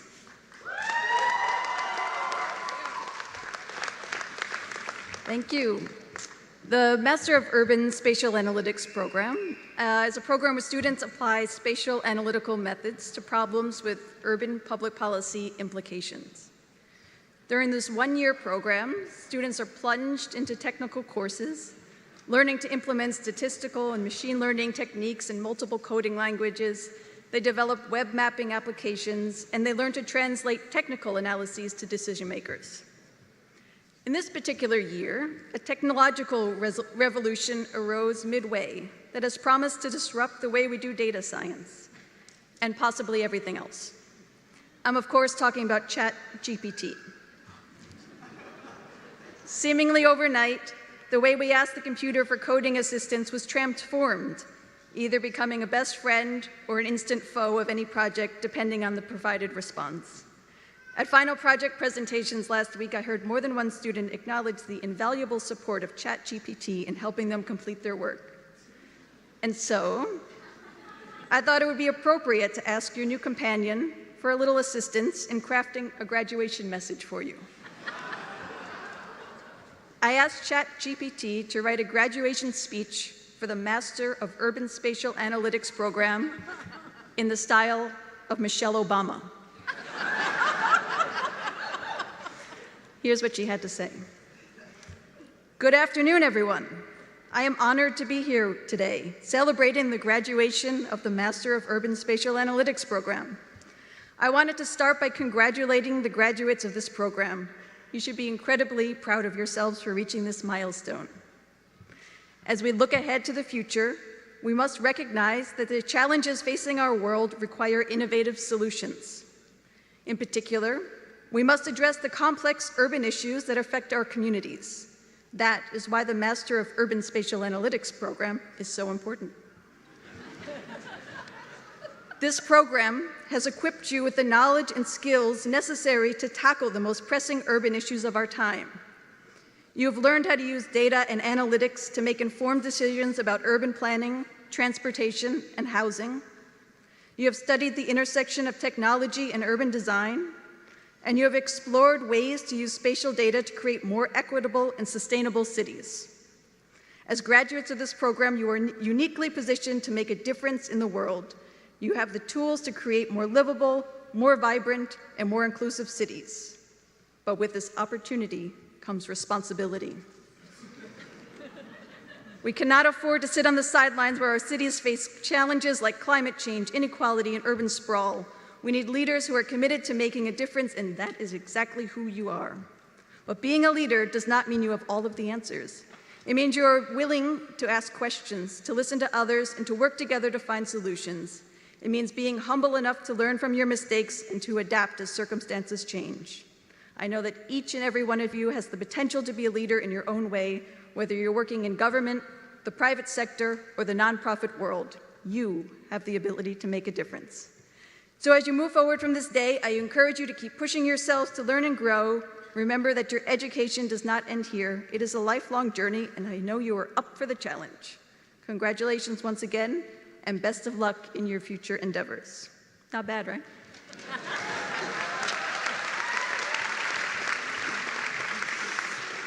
So on behalf of all of your professors, ChatGPT, Michelle Obama, and I, it has been a great honor to join you in this knowledge journey, and I now present the graduates of the Master of Urban Spatial Analytics program.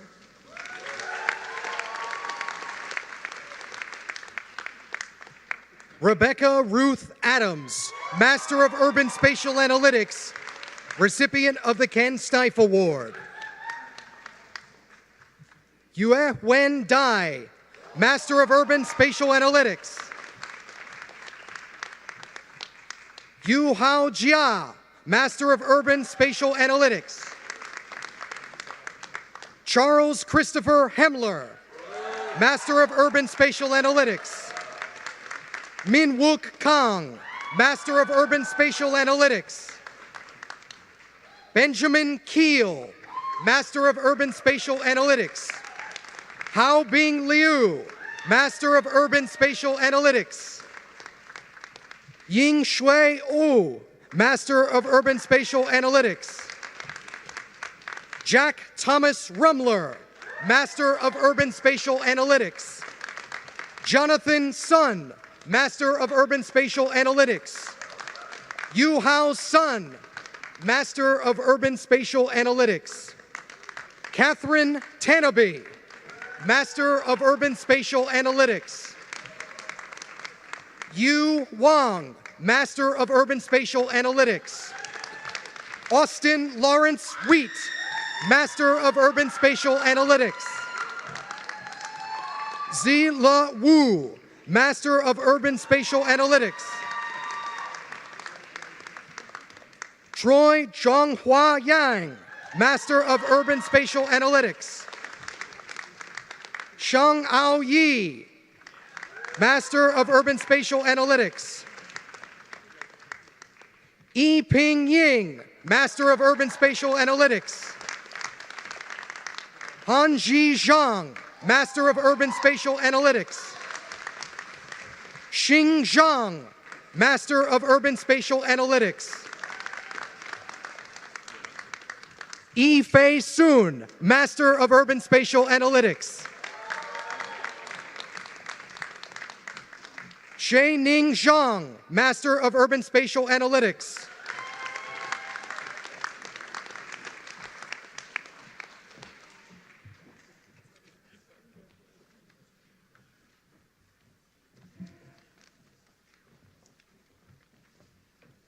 Well, Thank you, Elizabeth, and I guess a shout out to AI Michelle Obama. Here to present the candidates for Master of Fine Arts is Ken Lum, the Marilyn Jordan Taylor Presidential Professor and Chair of Fine Arts.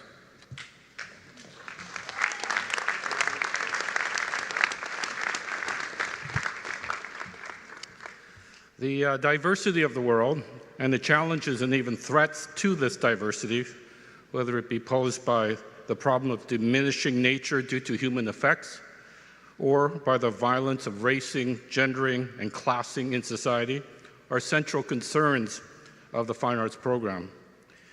The Department of Fine Arts pursues a real understanding of the world, combining practical skills of art with advanced theoretical knowledge learning. In the broadness of our interests, many questions are called up. For example, how is it that some histories are invested with special significance at the exclusion of other histories? Under what conditions, operations, and procedures can an non-art object become an art object? What is the nature of reality? How can the imagination contribute to a more meaningful understanding of the world?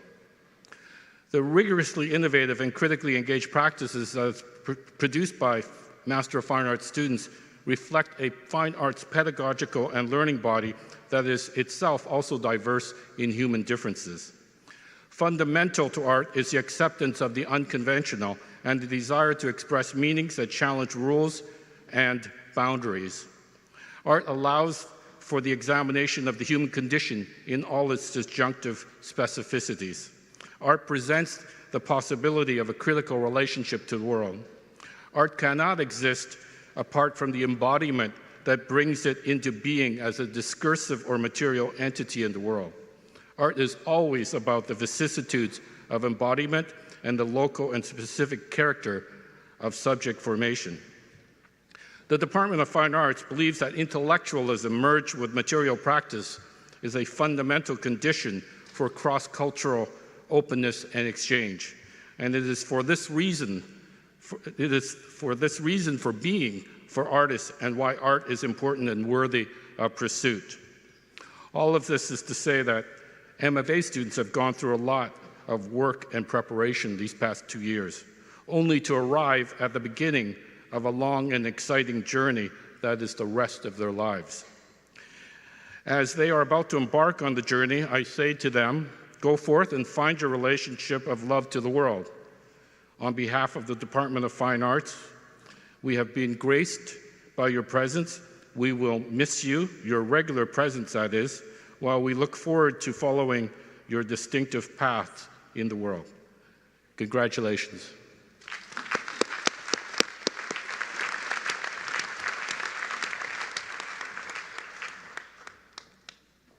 Min Baek, Master of Fine Arts.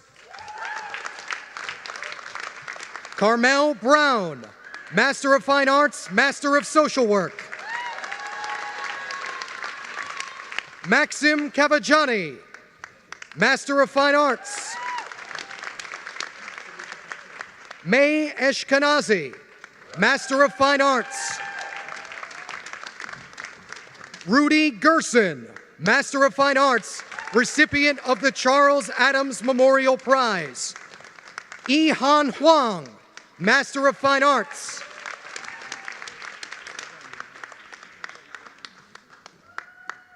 Taylor Janae, Master of Fine Arts. Adrian Grace Reed, Master of Fine Arts, recipient of the Toby Devin Lewis Fellowship. Chen Shi Shao, Master of Fine Arts.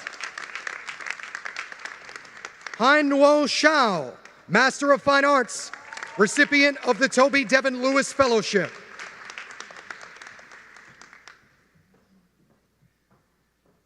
V. Trin Tran, Master of Fine Arts, recipient of the Christopher Leland Lyon Memorial Fund Award.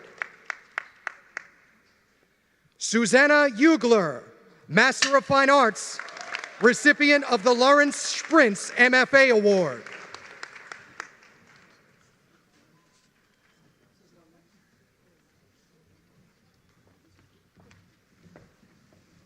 Thank you, Ken.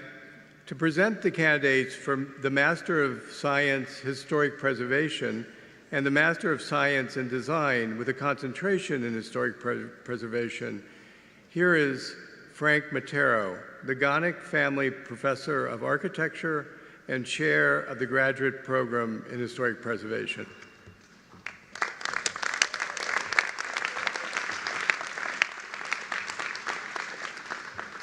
Dean Steiner, on behalf of the faculty, it's my great pleasure to present the class of 2023, who are not only the largest, but one of the most exceptional classes I've had the pleasure to know. Graduates, congratulations, but there's more beyond. Your knowledge and dedication will be essential as you confront the challenges ahead, find your place, find your voice, and make a difference toward positive change. The world needs you.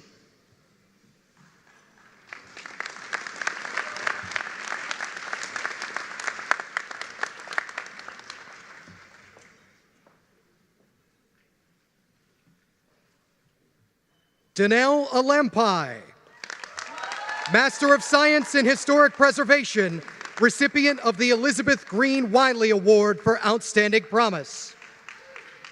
Yi Ju Chen, Master of Science in Historic Preservation, recipient of the Charles E. Peterson Award.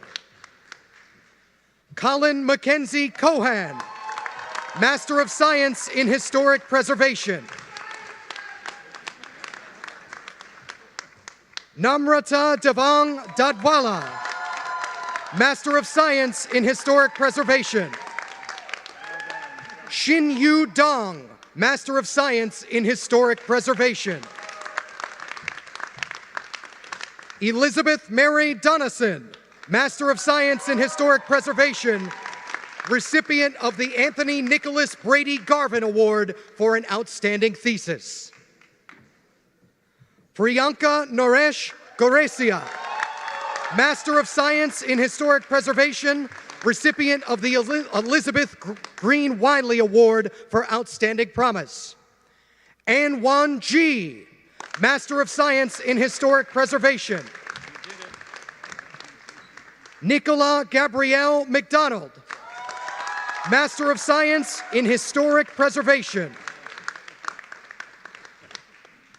Daniel John Mangano, Master of Science in Historic Preservation. Faye Margaret Messner, Master of Science in Historic Preservation, recipient of the Anthony Nicholas Brady Garvin Award for an outstanding thesis. Cameron Moon, Master of Science in Historic Preservation, recipient of the Dawn and Brian Gonick Architectural Conservation Professional Development Fund and the Elizabeth Green Wiley Award for Outstanding Promise. Jane Isabel Nasta, Master of Science in Historic Preservation, recipient of the Anthony Nicholas Brady Garvin Award for an outstanding thesis. Calvin Tran Nguyen, Master of Science in Historic Preservation, recipient of the Albert Binder Travel Fellowship and the Anthony Nicholas Brady Garvin Award for an outstanding thesis. Chien Hui Ni, Master of Science in Historic Preservation. Samantha Ann Purnell, Master of Science in Historic Preservation, recipient of the Albert Binder Travel Fellowship. Allison Renee Rock, Master of Science in Historic Preservation. Hao Yi Shang, Master of Science in Historic Preservation. Jun Ai Wang, Master of Science in Historic Preservation. Ying Wang, Master of Science in Historic Preservation. Chung Jun Wu, Master of Science in Historic Preservation. Yu Xuan Wu, Master of Science in Historic Preservation. Cyrus Zerksa, Master of Science in Historic Preservation. Shi Xin Zhao, Master of Science in Historic Preservation. Sophie Kala Zayance, Master of Science in Historic Preservation.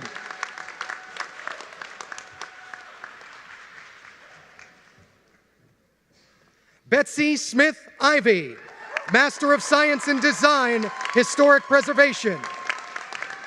Taha Mughal, Master of Science in Design, Historic Preservation.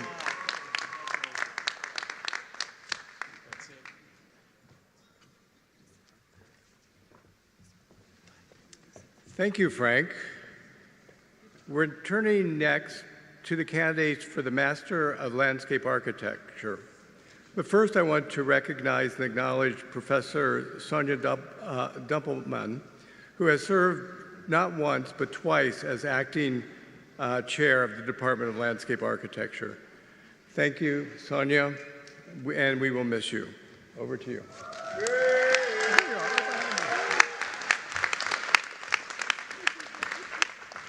Congratulations, class of 2023. Can we cheer?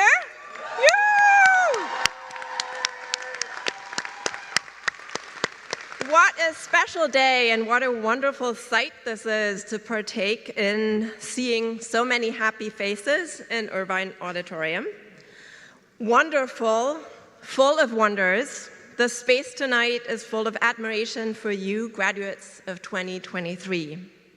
We're here today to celebrate this world full of wonders that you have helped create through hard work and perseverance, and as we heard so often tonight, that we hope that you will continue to create and partake and shape and form in all the years to come. You've created it through developing and applying your talents, knowledge, creativity, and energy. Most of you began your studies in the middle of a pandemic, which turned out to be a new experience for the majority of humankind. You were courageous enough to take this risk. I think I can say that never before in your lifetime, society at large and societies across the globe have come to realize as acutely as in the last years the importance of landscape, of public and private spaces outdoors for humans and non-human nature, of parks, streets, squares, gardens, courtyards, and balconies. When screen time for you, as for many others, was dominating entire days, many took solace in the time of landscape and the daily, seasonal, yearly transformations occurring in non-human nature in our immediate environs. Landscape, it turned out, is much more and can do much more than what many people may assume. Now, you, of course, you graduates know all about this. And it has been heartening and inspiring to see you pull through these extraordinary years, not letting the increasing uncertainties get you down, but to the contrary, building even more capacity, perhaps because of it, and producing some truly exceptional work. It has been wonderful to witness your passion and curiosity, so maintain it. Landscape and you, class of 2023, are the future. Dean Steiner, Mr. Kimmelman, ladies and gentlemen, on behalf of the faculty in the Department of Landscape Architecture, it is my honor and privilege to present to you the 2023 recipients of the Master of Landscape Architecture degree.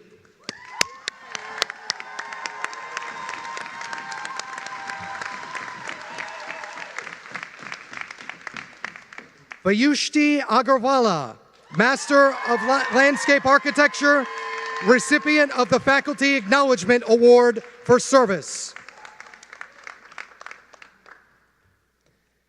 Madeline Ariana Barnhard, Master of Landscape Architecture, recipient of the Faculty Acknowledgement Award for Service. Nicole Chang, Master of Landscape Architecture.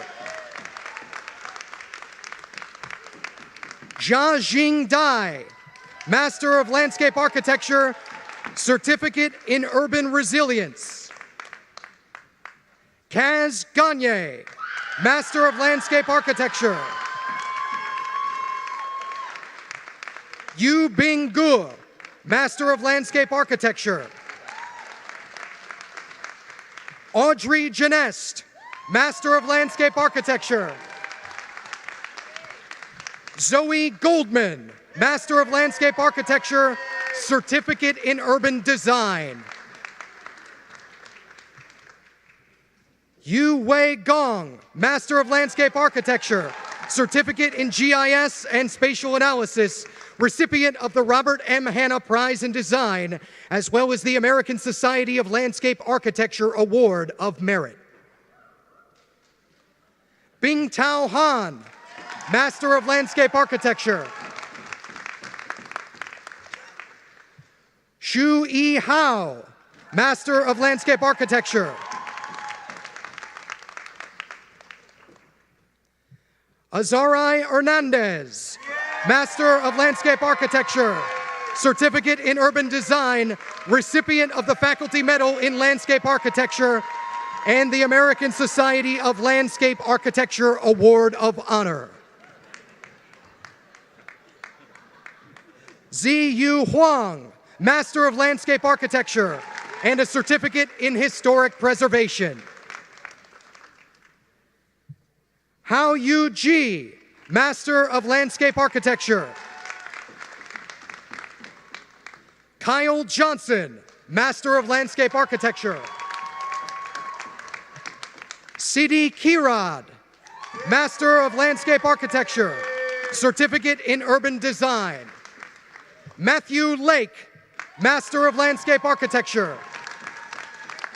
Jinrong Li, Master of Landscape Architecture, Certificate in Integrated Product Design. Renji Li, Master of Landscape Architecture. Yongyi Li, Master of Landscape Architecture, Certificate in Urban Design.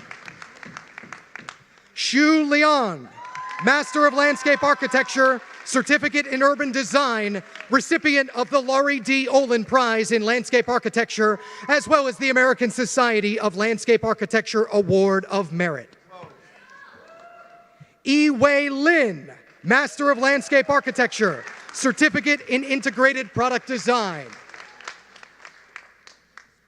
Arissa Lohmeyer, Master of Landscape Architecture, recipient of the Ian L. McHarg Prize, as well as the American Society of Landscape Architecture Award of Merit. Olivia Hattie Lockery, Master of Landscape Architecture.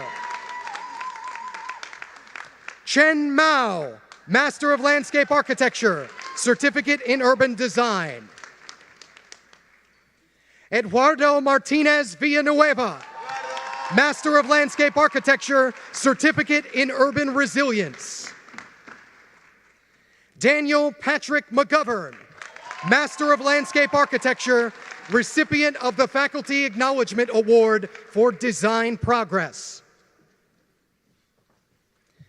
Isabel Zoe Wilbur Morrison, Master of Landscape Architecture, recipient of the John Dixon Hunt Prize in History, Theory, and Criticism. Ki Ling Ni, Master of Landscape Architecture. Aaron O'Neill, Master of Landscape Architecture, Certificate in Urban Resilience, recipient of the Faculty Acknowledgement Award for Experimentation and Innovation. Sanjana Purohit, Master of Landscape Architecture, Certificate in Urban Design, recipient of the Faculty Acknowledgement Award for Service. Benjamin Aaron Ragusan, Master of Landscape Architecture. Andrew Reichenbach, Master of Landscape Architecture. Bhumi Suresh Shah, Master of Landscape Architecture. Sarah Sturchak, Master of Landscape Architecture, recipient of the Faculty Acknowledgement Award for Service. Zhongwei Tang, Master of Landscape Architecture. Ari Vamos, Master of Landscape Architecture, recipient of the Ian L. McHarg Prize. Ji Yuen Wang, Master of Landscape Architecture, Certificate in Integrated Product Design. Yi Ning Wang, Master of Landscape Architecture. Fan Wu, Master of Landscape Architecture.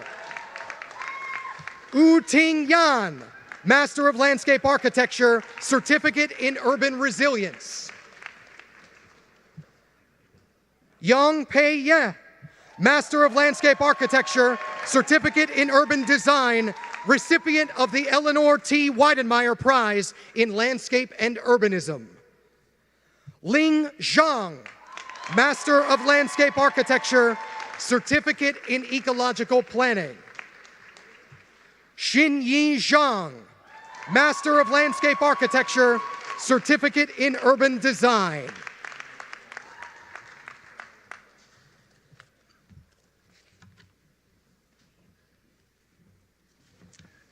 Thank you, Sonia. We now turn to our last group of graduates, our doctoral candidates. Hooding the candidates for the PhD in Architecture is Franca Tribbiano, Associate Professor of Architecture and Chair of the Graduate Group in Architecture.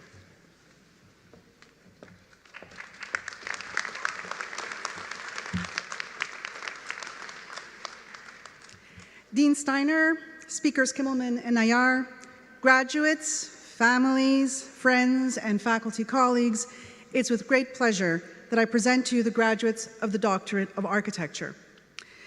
This degree represents the highest honor conferred by the University of Pennsylvania. As noted on our graduate calendar, the PhD program in architecture was first created in 1964, and it is the oldest in the country.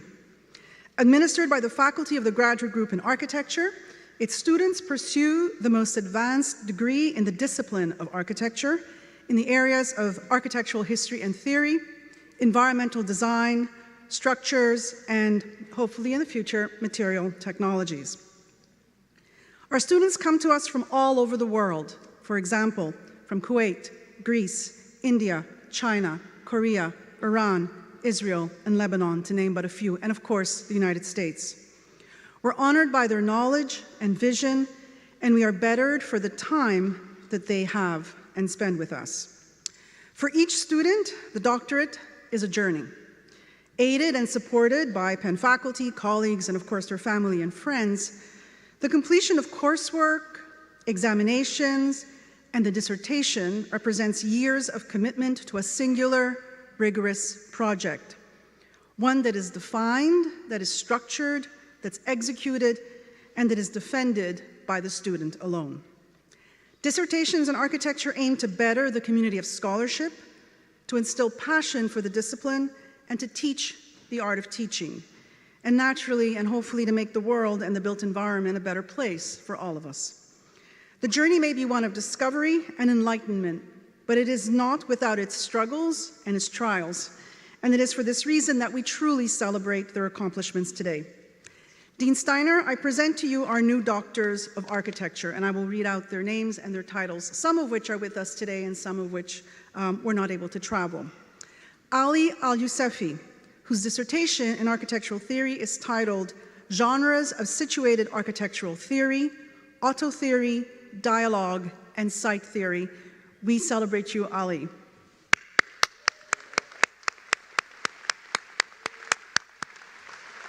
We also celebrate Ayotte Kamath, whose dissertation in architectural technology is titled Making Information Modeling and Systems Ecology, a non-hylomorphic toolkit for building in the Anthropocene. We celebrate you, Ayotte.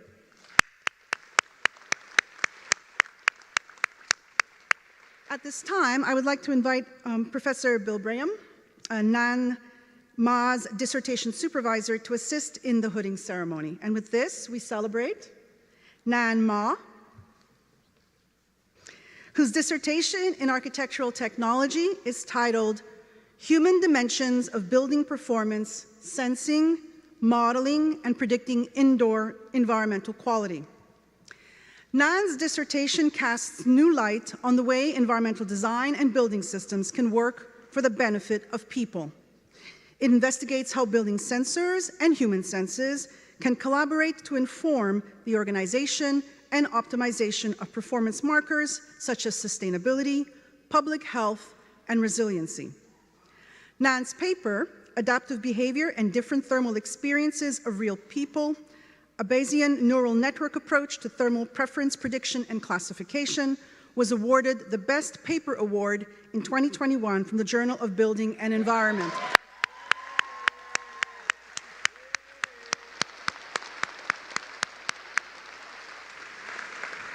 Nan is Assistant Professor of Architectural Engineering in the Department of Civil, Environmental, and Architectural Engineering at Worcester Polytechnic Institute and the Director of the Laboratory for Healthy, Environmental, and Resilient Buildings. Well done, Nan.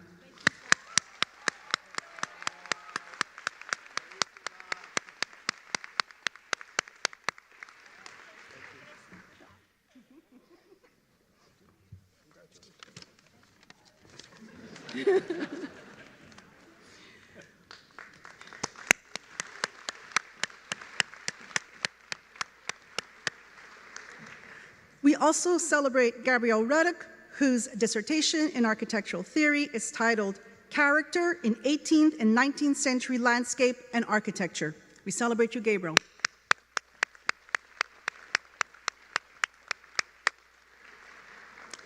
Now we also celebrate Hao Zheng, whose dissertation in architectural technology is titled Geometry and Topology, Building Machine Learning, Surrogate Models with Graphic Statics Method.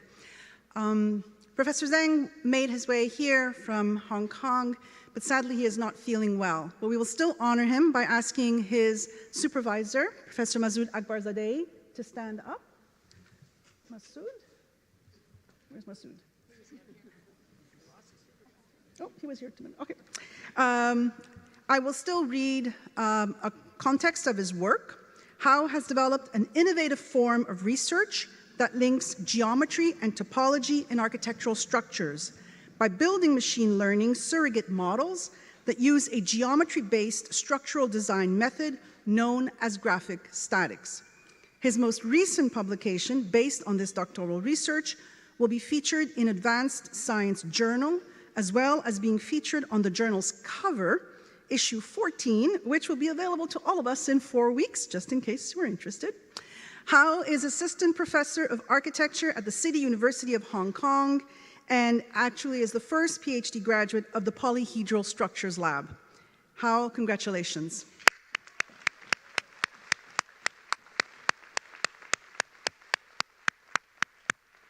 We congratulate all our new doctors of architecture.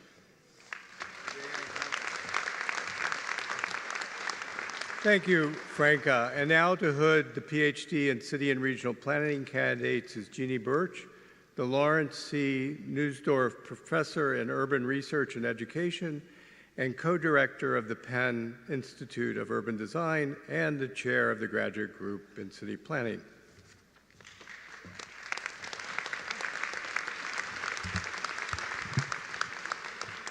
Greetings, everyone. This is the last degree conferral we have tonight, so we'll make it. So the graduate group in City and Regional Planning joins me in congratulating the 3 brilliant scholars for their intelligence, their mastery of their discipline, and their endurance. These are the skills it takes to get a PhD. We are now sending them off with our best wishes for what we know will be successful careers. They all have appointments as assistant professors and researchers, and we urge them to heed what Michael Kimmelman told us tonight. Progress is iterative and takes time. So let me call Bing-Yu Chu and the chair of his committee, Eric Guerra.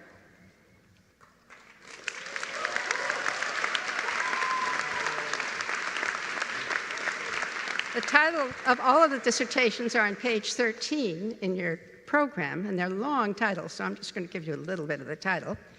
Transforming the Asian Motorcycle City. Bing Chu evaluated the effects of the use of motorcycles and the location of mass transit in Taipei. And he discovered that the strategic location of metro stations would reduce the use of motorcycles and thus deal with congestion in that city. But the important thing is the strategic location of those stations. He calls for more investment in metros and better planning of those systems. Congratulations, Bing.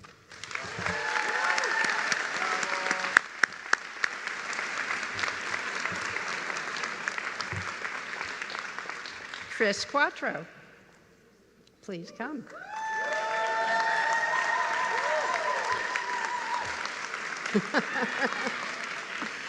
Chrissy investigated the disparate impact of zoning on low-income populations and people of color. She looked at 13 cities in the United States and then in depth at Philadelphia and her hometown, San Antonio. And she found that over time and today, land uses like manufacturing and intense commercial uses have historically and currently been located adjacent to low-income and non-white areas with deleterious effects. She provides instruction for how to deal and remedy with this situation. Congratulations.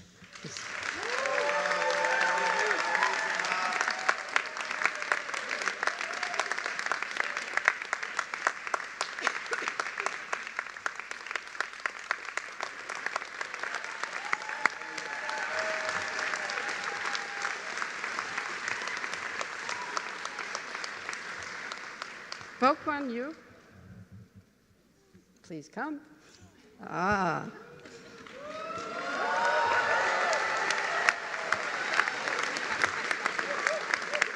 John G. Lin, chair of his committee. Who's going to hold the baby while the hood goes on? Bokwon's dissertation is Transforming China's New Areas Towards an Ecological Civilization. He reflected on the 3,800 new towns built or under construction in China. He likes it too. Assessing their treatment of the environment. And he found that development-driven ones neglected such considerations and thus weakened their long-term sustainability. And he proposed new strategies for these improved situations. Congratulations.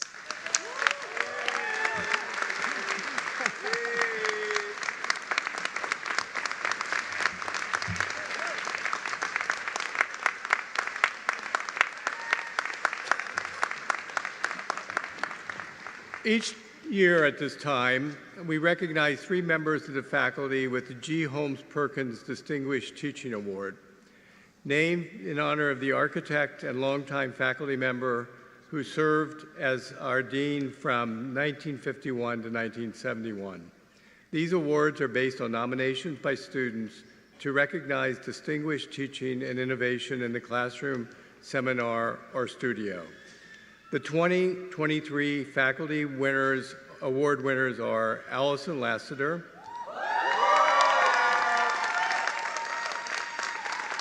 an assistant professor in city and regional planning who teaches courses on sustainable cities, smart cities, and water policy.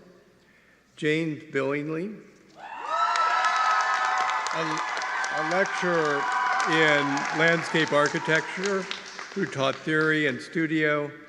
James is a graduate of both our MArch and MLA programs. And the distinguished undergraduate teaching rotates each year between architecture and fine arts. This year's award winner is Natalie Kinsey, a lecturer in fine arts who taught the introduction to clay. Allison is described by her students as incredibly passionate about her work. She can explain complex concepts so simply and elegantly. She makes every class fascinating and exciting. Her research and work are among the most cutting edge and timely areas of planning. James' students praised his deep intellect and thoughtfulness. One student said, "The studio has expanded my understanding of the potential of landscape architecture and I will carry this experience with me through the rest of my career. Natalie also earned praise from her students for her care and consideration. She sparked a long-time interest in the medium of clay for me.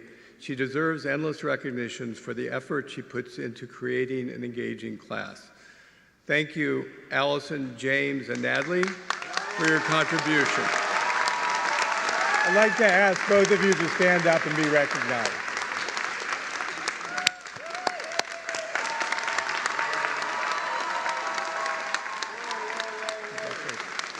Now I'll turn the podium over to Taylor Conkey, Vice President of the Penn Weitzman Alumni Association.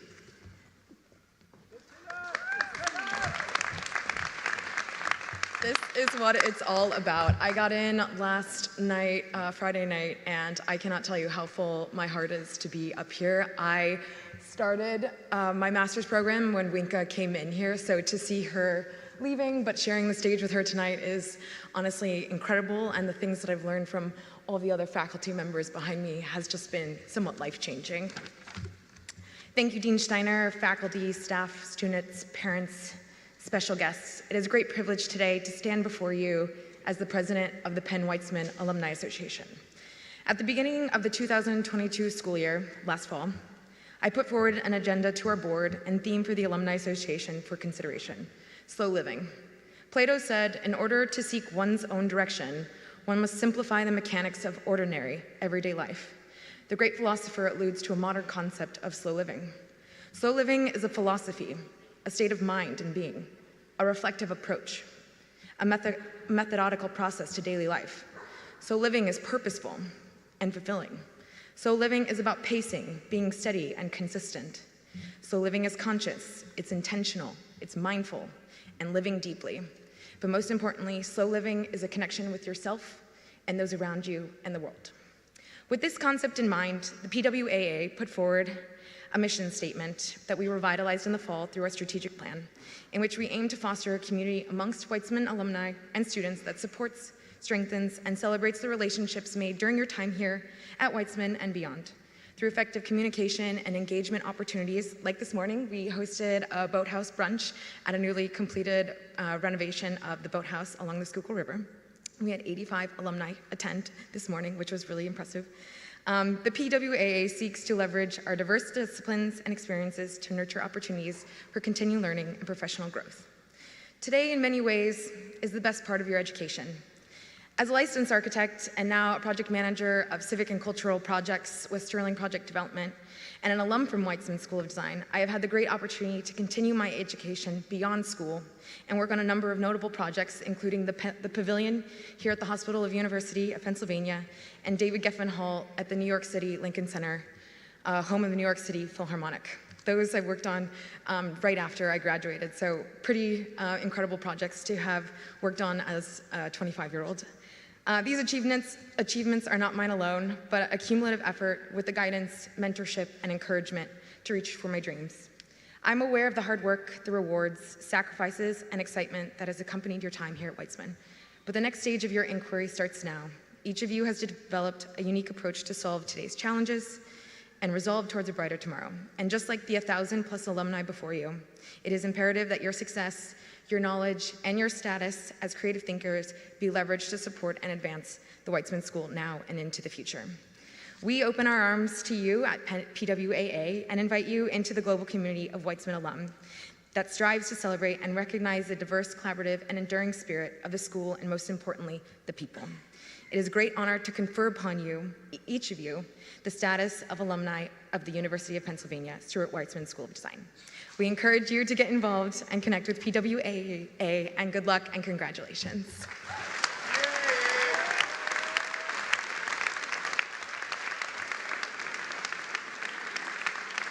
Thank you. Thank you, Taylor, and thank you for everything you do for the Alumni Association. Well, that brings us to a close. I invite you all to join us to celebrate the graduates with a dessert reception. There is an order to the wrapping this up. The stage party should recess first. then followed by the students, and then we're going to have a drum line in the back of the room. And if we could wait, if the parents and guests could wait, and then follow the drum line. So with that, congratulations, class of 2023.